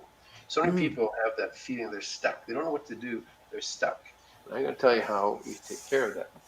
Self sabotage, OCD, ADT, all these different alphabet soup things. ADD. I have Feeling OCD really bad. feeling constantly guilty, fear of the unknown, all of these things. Unwarranted jealousy, these are all emotions. Now, what happened is how I get rid of these. That's going to be the book number 6, a list of stuck lives. Now, I didn't start off doing this 25 years ago. I learned as I go along. Like I'll think that I've got everything under control, and then or flowing. Then somebody will come up with like, oh, that's an interesting one. I better add that to it. What happened is that when I take you to your soul group, I have all those. Taryn, I love you. What happened is that I'll also, after I have you find, or your subconscious will tell you how many past lives you've had, and it's not like you're making it up. It just let it flow. It will tell you. The thing I do check on, I've learned, is to find out if you're stuck in any of them. Mhm. What happened is that I have to go back a bit, and Michael Newton's book will explain. Our energy is very strong. Okay, when we decide to go into a human body to learn a lesson, and why do we go into the human body? Is because energy doesn't feel aches and pains, that type of thing. Now, what happened is that only about 10% of our energy is needed because we're so strong. Think of it like putting a human body is like a robot, just like putting a computer to a robot. But if it's like 10 times too strong, you're going to blow a gasket. So that allows us to cover the fact that you can be stuck in a past life that you didn't leave and still be here. If you only could go into one, you'd never come back again. But you can be. When we die, our body, we don't die. Energy does not die. You just say, oh, It next body, please. changes. Yeah, Yep. another Changes body. the Pick a new one. So cycles. what happened is that when we die, I take everybody through a dying, and it is not like, oh my God, it's scary, because it doesn't happen, because you'll see in the session that you're still there, you haven't left, just very throwaway body. Now, we don't have to leave. Sometimes we get confused or emotional. It's generally because you've had a very sudden death, like for example, revenge. I'm going to kill those guys that killed me, or I've got to help my family, which is so hard to get a job when you're dead. But or confusion. Am I really dead? Or I haven't finished my lesson. Those things. Those things will hold that little bit of energy there. The main thing to remember is those little parts that are stuck with these strong emotions are part of your energy. Hello, it's part of your whole energy. You, in this life, you're in there, you're being affected from these ones. Hello, you're being affected. And back to the unknown noise. If you don't know where it came from, that's why therapy generally will not work. It's a Because you fact. still don't know. Right. Exactly. Because therapists, and I've actually done sessions with several, uh, not psychiatrists, psychologists, Psychologists. yes, which are almost the same except they don't have an MD. And they've realized that they are using current life methods. When 99% of your problems are past life, they're not getting to it. I'll Right. tell you how to clean the energy in Yeah. a moment. Let me finish. Okay. Right. Now, what happened is that again, it's past life. So current life therapy will not work. The odds that, think of the logic here. Let's say you had just off to the side, a fear of heights, and you've got 100 past lives. What's the odds that your fear of heights started in this life?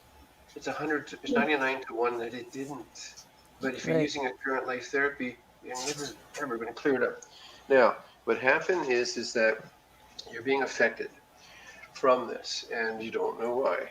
What happened is that when I'm working with you, I will have your subconscious tell you, do you have any lives you're still stuck in? Almost everybody has some, not major, it's just a few. And what happens is that I say, let's do it one at a time.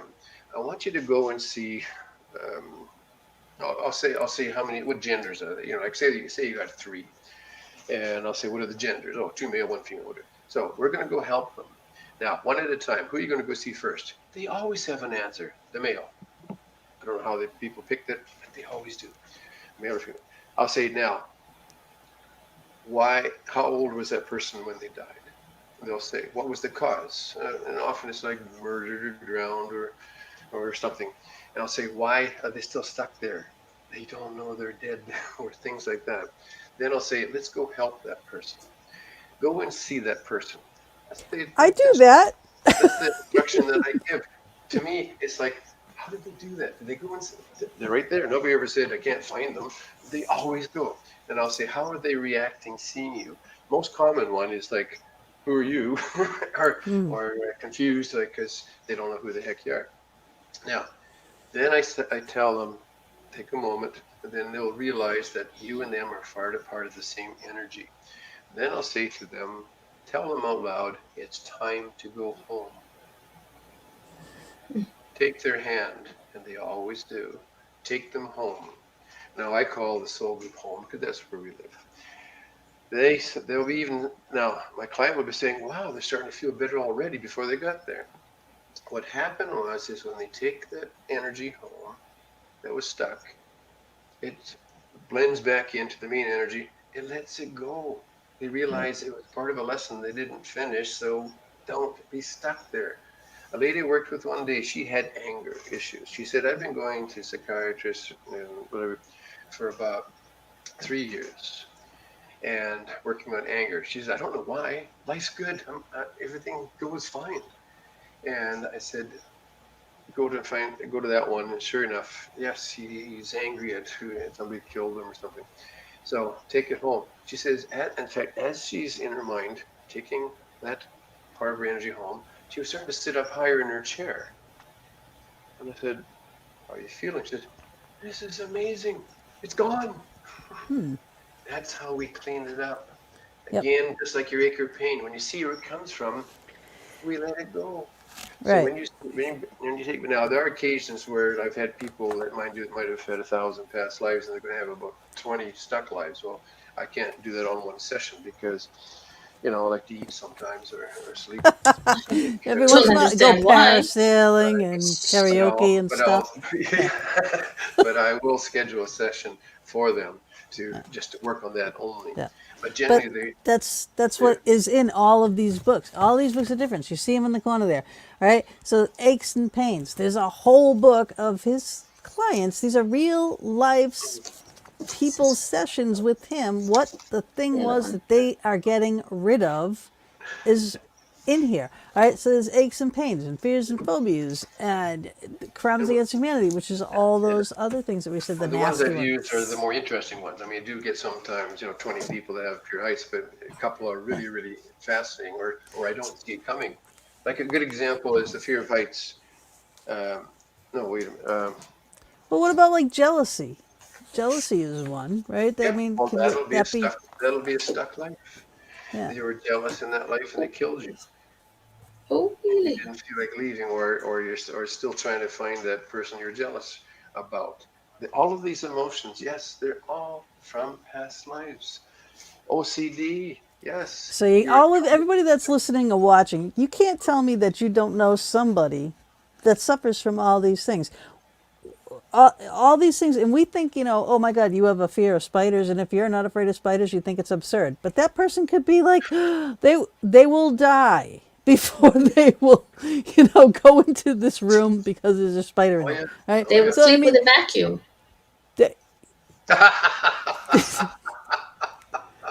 Oh God, I was attacked. There was like 9 million spiders in my house all within 1 week. They were in all different kinds. It's not like it was a nest. It was all different kinds. Like, I don't... No, 900 million. You told me every single spider. There was only 5, and 1 made you sleep with a vacuum, okay? Because it was in my bed. damn thing.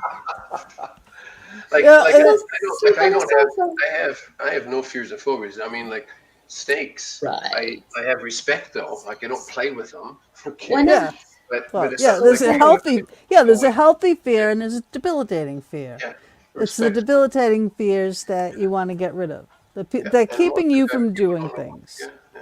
Yeah, It's like amazing. keeping, like what you had said before about keeping you from doing, going into the health field to become a healer. You know, Hmm. things like that. Things that are stopping you from progressing. Things that are stopping you from being a good, decent human being. Sometimes, you know, because it's just you don't know what the heck Heck, Yeah. is going on. Think of the garbage can whenever you go. So think of the garbage can. You don't know what it is. That's why it'll still be in your face. And Exactly. we cannot on our own. See, here's the thing. The reason why I can't do this to myself is because I have to ask questions.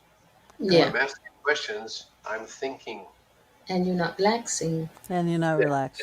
And your conscious is, see, your conscious spins around 3 times faster than the subconscious. So that is why we slow you down. No, I do help you slow down. I can't make you, but I have a couple of methods that do work. It's another reason I have to see you when I'm working on a session. But you don't disappear. Just that all of a sudden you start to remember these things better. Right. And now, all right, we've gone through all these things about how you can, and you can have a Skype session with him, or, you know, if you wanted to use a Zoom or whatever else. I mean, I'm sure he'd accommodate. Okay. Mhm. All right. We've been talking about all this, him and his clients. Now, he can actually also teach you, the listeners, How to and do this. anybody else, how to do this for yourself and help people that you know. Mhm. And how do they go about doing that? I thought you'd never ask. Thank you, Gina. Because you wouldn't let us get a word in edgewise. Did you hear something? I don't know. Creaking. The wind. It was the You wind. wait The and wind, then the wind. Now you do notice that we were having fun. This is not like it's supposed to be real serious. Like I hate it when people say I'm doing a lecture. This is a lecture, from your parents. We have a talk because we listen better when it's a little bit light or a bit of yes. humor. It sticks better. Now, what happened is that I do train people to do what I do. It is not a overnight thing. No, generally, depending where it is, 7 to 10 days, and it's not over. You still have to do some practicum, and then I have to see some of the people you work with. Now, let me explain how that works. For a number of years, I'd have live classes as Hmm. opposed to dead ones. Yeah. Anyhow, yeah, I got like a classroom, wordology, classrooms, and I'd pick a city or two. I've done them in Mazatlan, Alaska, actually, uh, Hmm. Australia, and in Canada. What happened was is that get 2 to 5 people together, and I would bring in volunteers for them to work with because you get a little bored working with each other for 7 days. Yeah. So I bring in, it's easy to find volunteers because when you mention it's free and people come, oh yeah, get rid of my If it's stuff. free, it's for me. So I work with them, and I have them work on me and each other because also I like to make sure that my students, when they're ready to rock and roll, I help them get rid of. So if they have still some more stuff when they come in, I work on that too because I want you to be perfect per se when you're going to work with it. Like if you're going with Yeah. smoking, I can help you get rid of your smoking problem. But your Yeah. credibility is a little thin. So, or I would have. Now, what happened is then afterwards, when they would go home, they'd have to work on about like 10 people, volunteers, and then I would watch them do one on Skype. So that type of thing, or I will actually work on one of their clients for them, and then a few more, and then once they've done a few, it's not like some courses where you got to do this for 10 months or 11. No, it's volume. If you do this and you're doing great, well, why have you wait for another 10 months because of it's a regimen? No, regimental.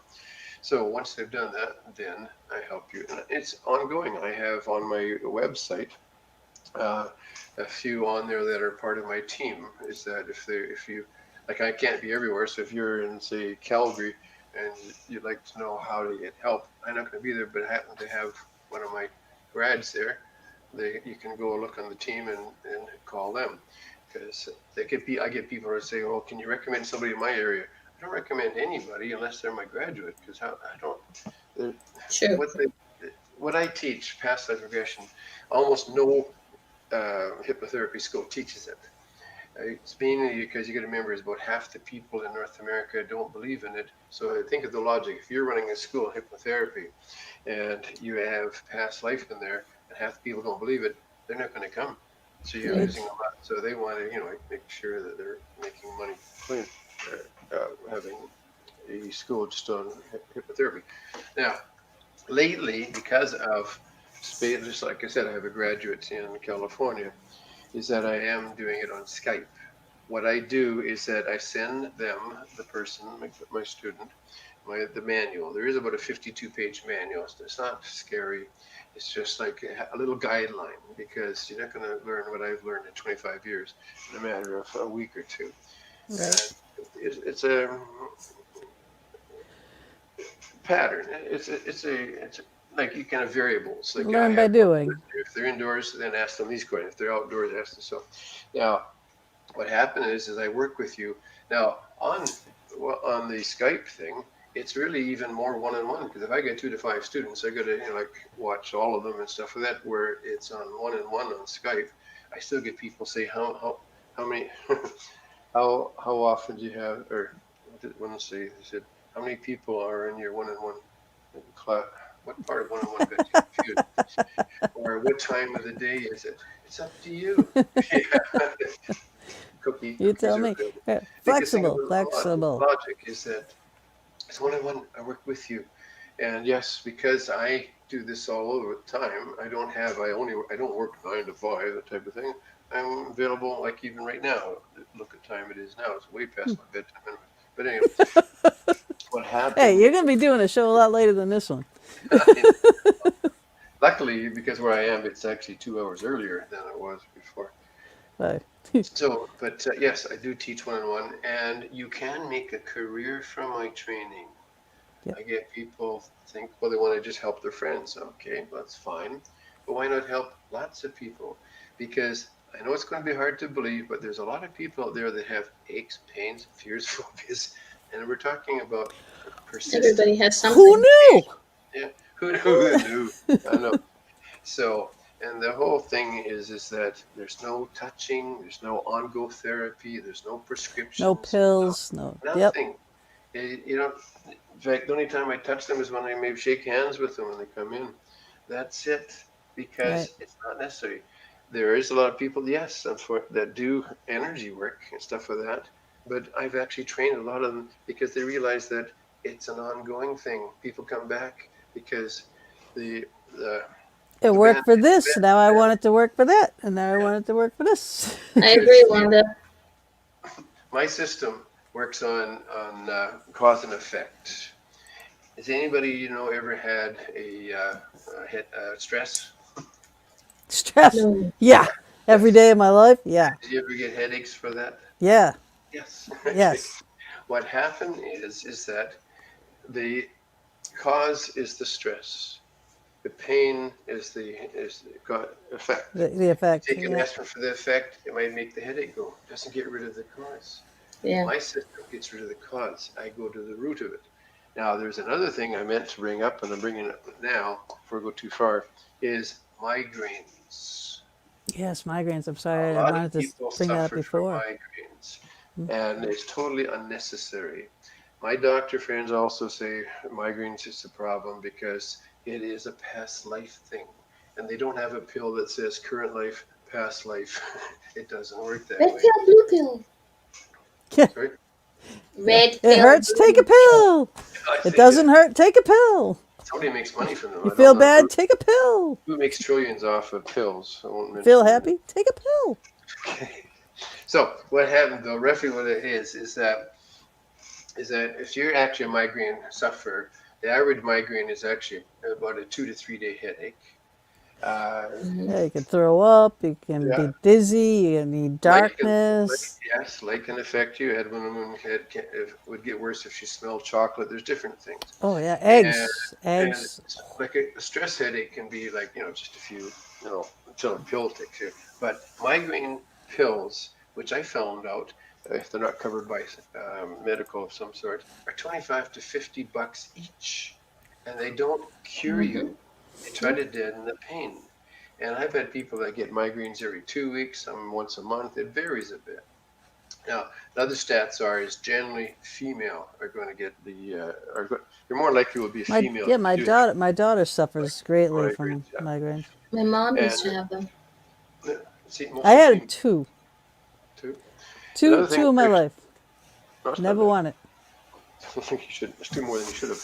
But the Yep. point I'm making too is that if you are going to get migraines, you're more likely to be female. You'll generally get your first one during puberty Huh. because not 100%, but puberty is a big change in life.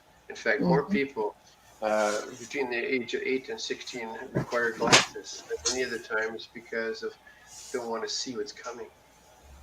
Such a change. I've actually had people with hearing problems like that happen too. So what happened though is that it does happen. Now, give you an example though of migraine problem. My next younger brother, I have three younger brothers, no sisters. He is the only one in our Poor mom. family has had a migraine. He got it when he was about 13.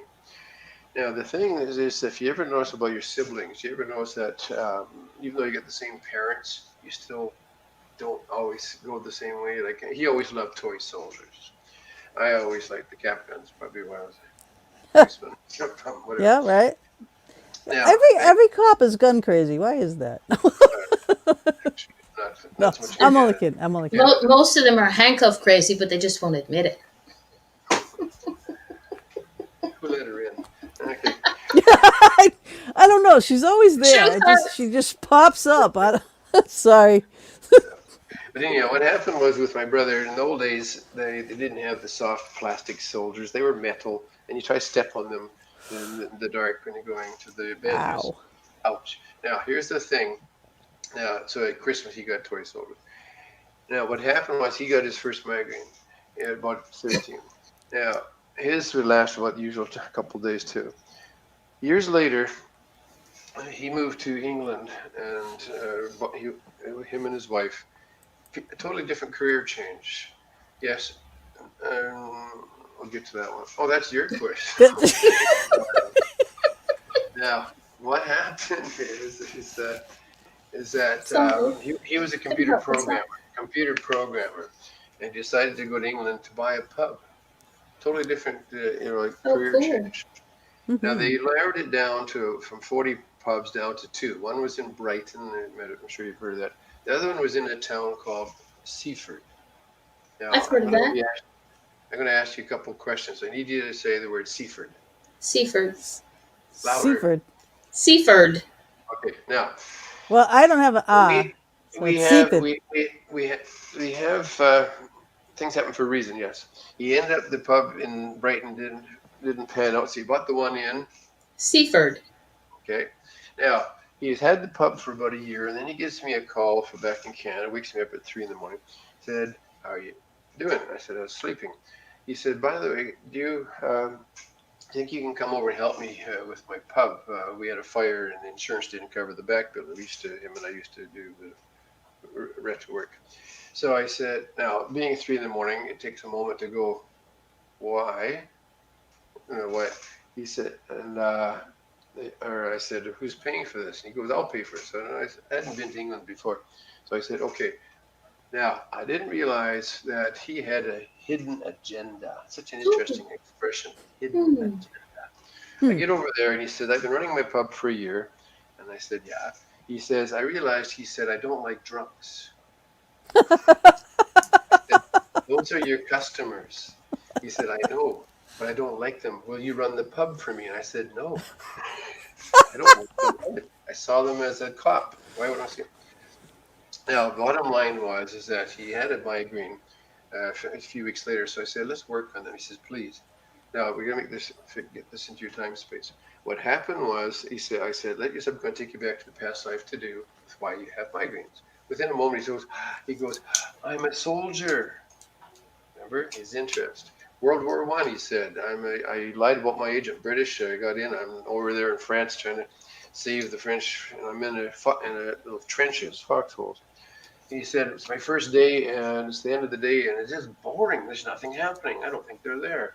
Because he's all excited about wanting to, be a soldier.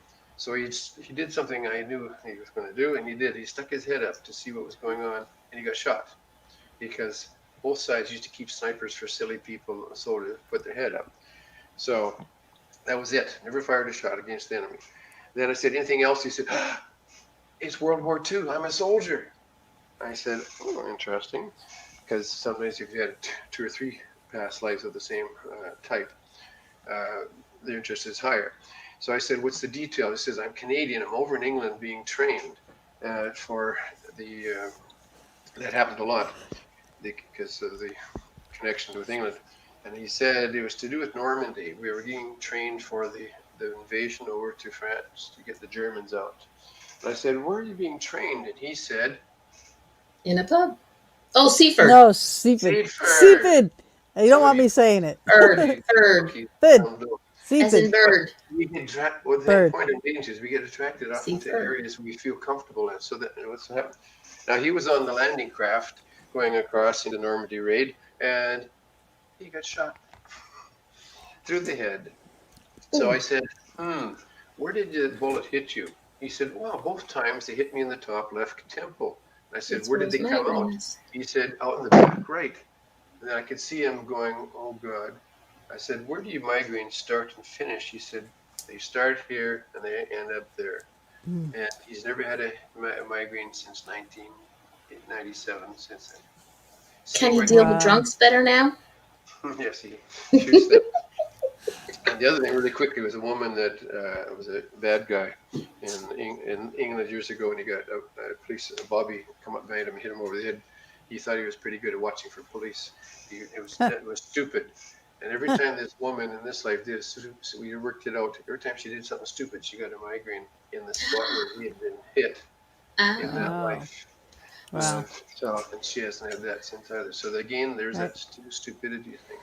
Right. And people don't even realize that, because if you ask them and you say, all right, are there things that are bothering you? And they'll be like, oh, duh, I don't know. But then give them time to think about it. Yeah. And it's like, well, yeah, I do have migraines. And yeah, I am afraid of, I'm afraid of going outside. I'm afraid of going out at night. I'm afraid of driving at night. I'm afraid of this, whatever it is, and all of us do know people. Yes, Mama. I was waiting my turn. I was being a good girl. Okay, during your talks about saying a woman was a man, do most past lives work like I'm a woman now, was a man, then was a woman? No, they're not alternating. Actually, what's interesting is that when we do start off, we're generally about 3-to-1 ratio, 3 times male to female or vice versa. Often it's because you've been a male before, do it again. But when we finish catching up and covering everything, we have to balance them. So when somebody says to me, how many past lives, and I'll say, which were you more, male or female? And they say what it is. And I'll say, I'm just going to tell you, how many were you of that gender? And when I see that they're closer, I know that they're almost finished. And usually they've got a lot of past lives. So, but there's no alternate. It does make you wonder, though, about preferences, if you've been a male more often than in past lives and female, vice versa. But I haven't really done much research into that one. All right, now I gotta ask you. All right, so in my session with you, I remember the lives that we went through. Majority, I was female. The one male, I was like a geeky chemist type guy. But I have a question about like claircognizance, when people just know things, right? I'm one of those people. I know carpentry, just know it. I know how to build things. I know how to, like this desk that's in front of me.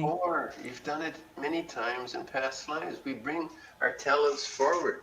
That's why you get people that say, well, they're a protege. They've been playing the piano, like Beethoven playing the piano at 2 from watching his dad teach his 8-year-old sister. Is that just because he's clever? No. We've learned, what's it called? Learning to ride the bicycle. He's done it before. So I do help people go to the past lives with they've had talents if they want to learn from them. That's why I like the guitar. And sure enough, I had been in a mariachi band. So as you already saw earlier, I like playing these Spanish type tunes. So yes, I like that. You can play for us if you'd like. Yeah. No, it's okay. Oh, live on the Fox Den. Chris Lee. Chris Lee. I love it. So there are so many things though that you can do to help people, and then you can help people to help people. You Yeah. know, and it's a wonderful thing that you do, and that's why I keep having you back here. I mean, I would have you back again and again and again just to teach this because it does work. I mean, again, my vision. I have never had that white thing that could cause deaths. I mean, it could. Yeah. Driving, and all of a sudden you can't see. You know, I mean, it takes only a second of loss of vision that Yeah. can cause an accident. That hearing and vision is actually generally past lives too. The somebody asked me about hearing. Oh, that was So you. someone Okay, did. I don't know who. sorry. What it is that here's an interesting one. Is that a lady? One of the things I do when I'm working in person is that I do have some music, and I have some nice boring music. So just so there's no dead air space. What happened is that I was working with a lady in Eastern Canada, the Maritimes. She was about 35. So when I said, "How is it?" Actually, I have I give them headphones, and music comes through there. I said, "How is the music?" I like to do a test level. She was the first one of the day because turning it back on. I said, "I want to adjust the music. How's the music sound?" She said, "What music?" So I turned it up a pinch. Oh, turned it up louder than anybody I worked with. She goes, "That's nice." I said, "You Oh wow. have problems with hearing, don't you?" She said, "How did you know?" Uh, so what happened was I said, how long have you had this problem? She said, "About 20 years." I said, "About 15." What happened is that you really know when people are having a problem with hearing is because they'll often stare at you more because they start to learn to read your lips too. So to test them, just talk like this, really screw them up. Now, what happened was I said, add that to your list. So when we got to that point, I said, now I'll let your subconscious take you back to past life to do with your hearing concerns. She said, I'm a girl, 15, in a family. It's kind of a rundown old farm in the early 1900s. And we leave the doors open. And all of a sudden there's a commotion. She says, my mom is screaming to dad to kill the rat that had come in. So she said, I was in another room and being very nosy. And then she said, in this life, I'm very, very nosy too. So sometimes that happens. So I came around the corner to see what's happening, and the rifle went off and deafened her in that one ear and not too much left on the other. It just did that. So that's where the problem was. So I said, now you see where it came from. She says, yes, and can you turn the music down? Yes. That's how quick this can Yeah. work. Because Yeah. all it is muscles holding the bones Yep. in the ear. They can just let go. Yep. So I still get Yeah. shivers It when is. I tell Yep. that. That's So also in the book too. yeah, I mean, and a lot of people that are out in the field that are trying to heal you will say, "Oh, you have to come back again and again and again and again, and you got to do this and you got to go like that." And it's not. You're not that. You're not all about the money. You're not all about this. You're all about that particular case, that particular issue, clearing it up, getting it over with. Look, Just I know, now. the look on people's faces when they're moving a part of their body that they haven't moved well for dozens of years, it's just delightful. I just Right. love seeing it happening because Right. it's like, aha, like Yeah, so I know, right? Yeah. easy. Yeah, Yeah. good. Yeah. Yeah. You can do that. Yes. Question. You keep talking about people making a list of the issues that they have. Do you have like a questionnaire that people Yeah, fill out? Okay, yes, very good. because sometimes, like, if you ask me what's wrong with me, aside from Yeah, yeah. the Well, here's what obvious, yeah. Well, here's to just add to that. What I do is that if people get hold of me, like they will from the show, please, Mhm. is that you have to have attended my talk or watched my video. So I have done a video. I was at a conference, the Questers, and That's had email, by the way. they had the photographer there. They'd rented for the whole thing. So I bought my section that he had done. And what I do is I send that to people because this way you see what I do. Now, it's not, I get people say, well, I know all about past lives. I don't give a rat's if you know about past lives. It's to show you what I do and how I Yeah. do it. So when I'm working with you, you're not thinking, what's he doing next? Why is he saying this? What's he going to do? You're thinking again. If you already see what's going to happen, you slow down and let's just flow. So Yeah. if people are interested, get hold of me on that Hmm. email you saw. I Yeah, will send the you the link. email is the CL. Yeah, which stands for Chrisley. Yep. And what it is that I'll send you the link to that YouTube and listen to it. Now it's a shorter version because they didn't at that conference let me have 2 hours. They wanted me to do 45 minutes. I got an hour and a Right. quarter of them. And Okay.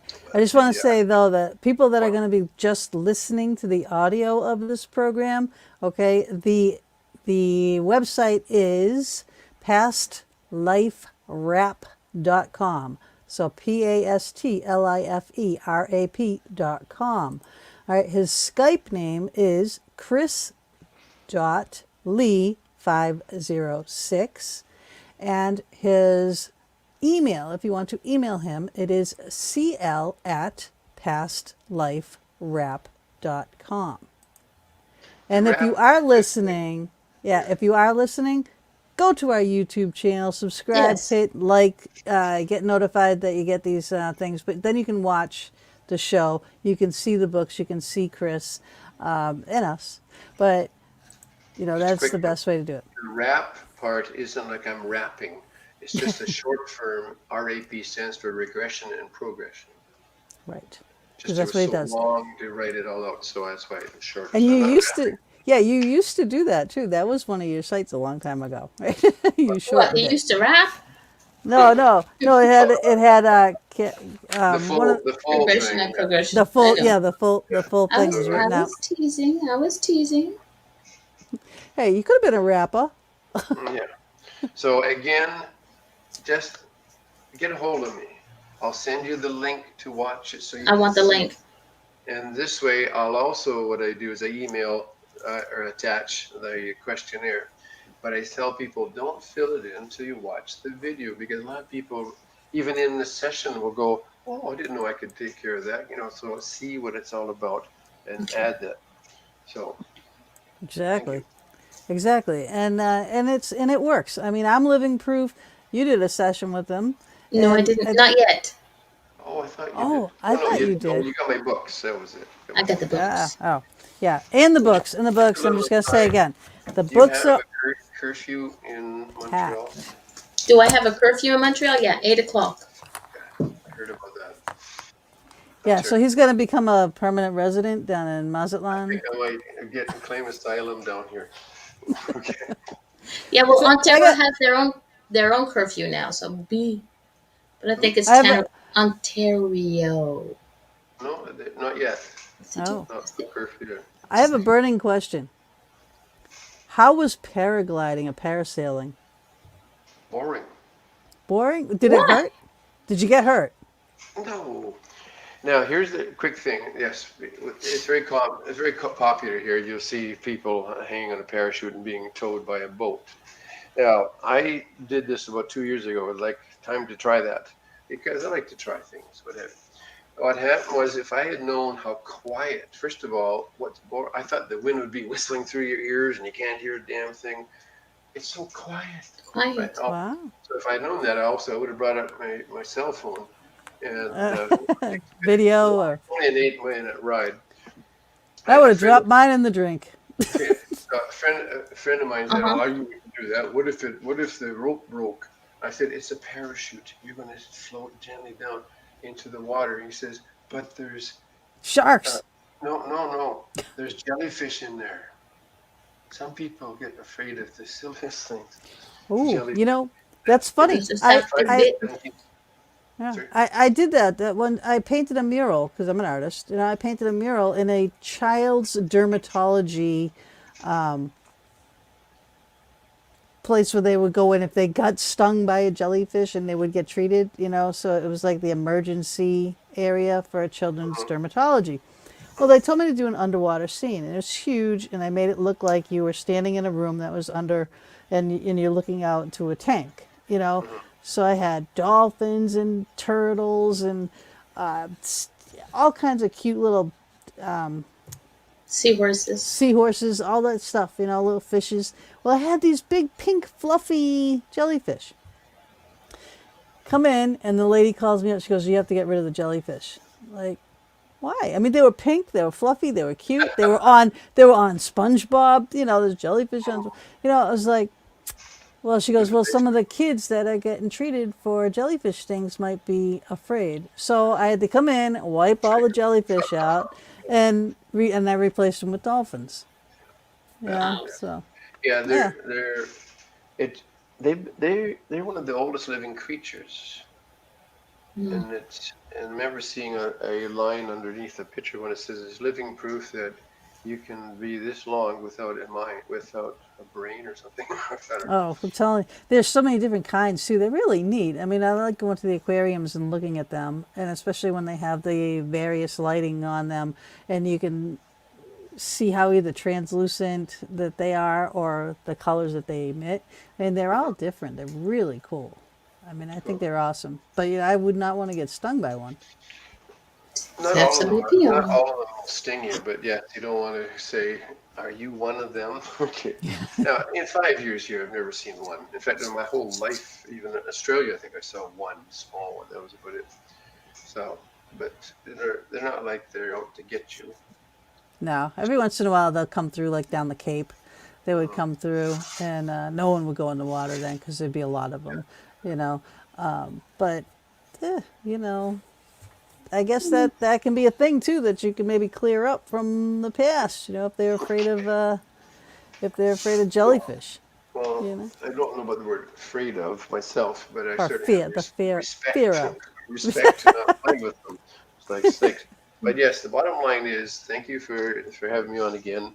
People listening, just get hold of me and watch my video. It's free. Watch it. That'll tell you more about what I do. And fill in the questionnaire if we can do that. In fact, I just got one to do from Alberta, and I did have a funny one that said, "Can we do this online even though I'm in a different country?" Yeah. I've done them from One on one. As like my mom trying to put a CD in between just a crack on her computer. It's like, no. Yeah, we're having fun. Thank you.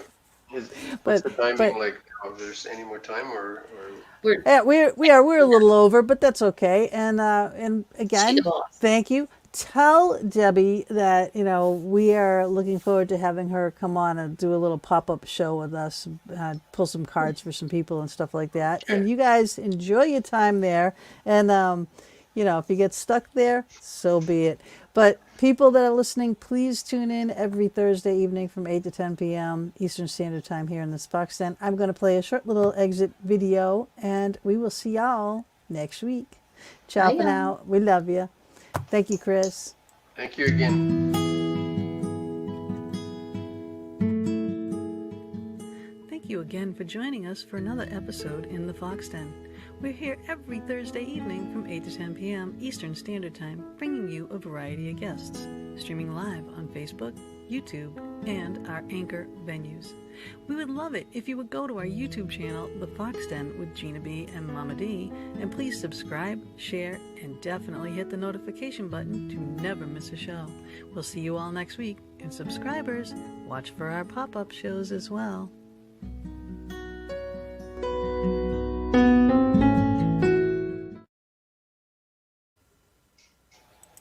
I'm actually going to not end it right this second because I do want to say we are having a pop-up show on Saturday night at 8 o'clock. We're going to have Denny and Tiffany Gager about Sci-Fi Horror Fest and their first celebrity announcement for their event. So don't miss it. We will see you then. What are we writing down? I forgot one item. We have been animals in past lives. Ooh. That's true too. Yeah. See these nice little tidbits that you get here. Clever ones. Nobody's been a cow that I've come across, or a goat, but they've been like horses, dogs, cats, eagles, wolves. Ooh. Clever ones. Foxes. Hello, foxes. Yeah. But Yeah. Nobody's been a cow. Butterflies. I would realize. What's my goal? right. To be a steak. Yeah. Okay. Yeah. That's what I'm saying. There's so much to talk about with him. you know. So we'll have to have him on again. All right. Yes, we So will. ciao for now, and we do love you all very much, and we'll see Bye, y'all y'all. next week. Bye.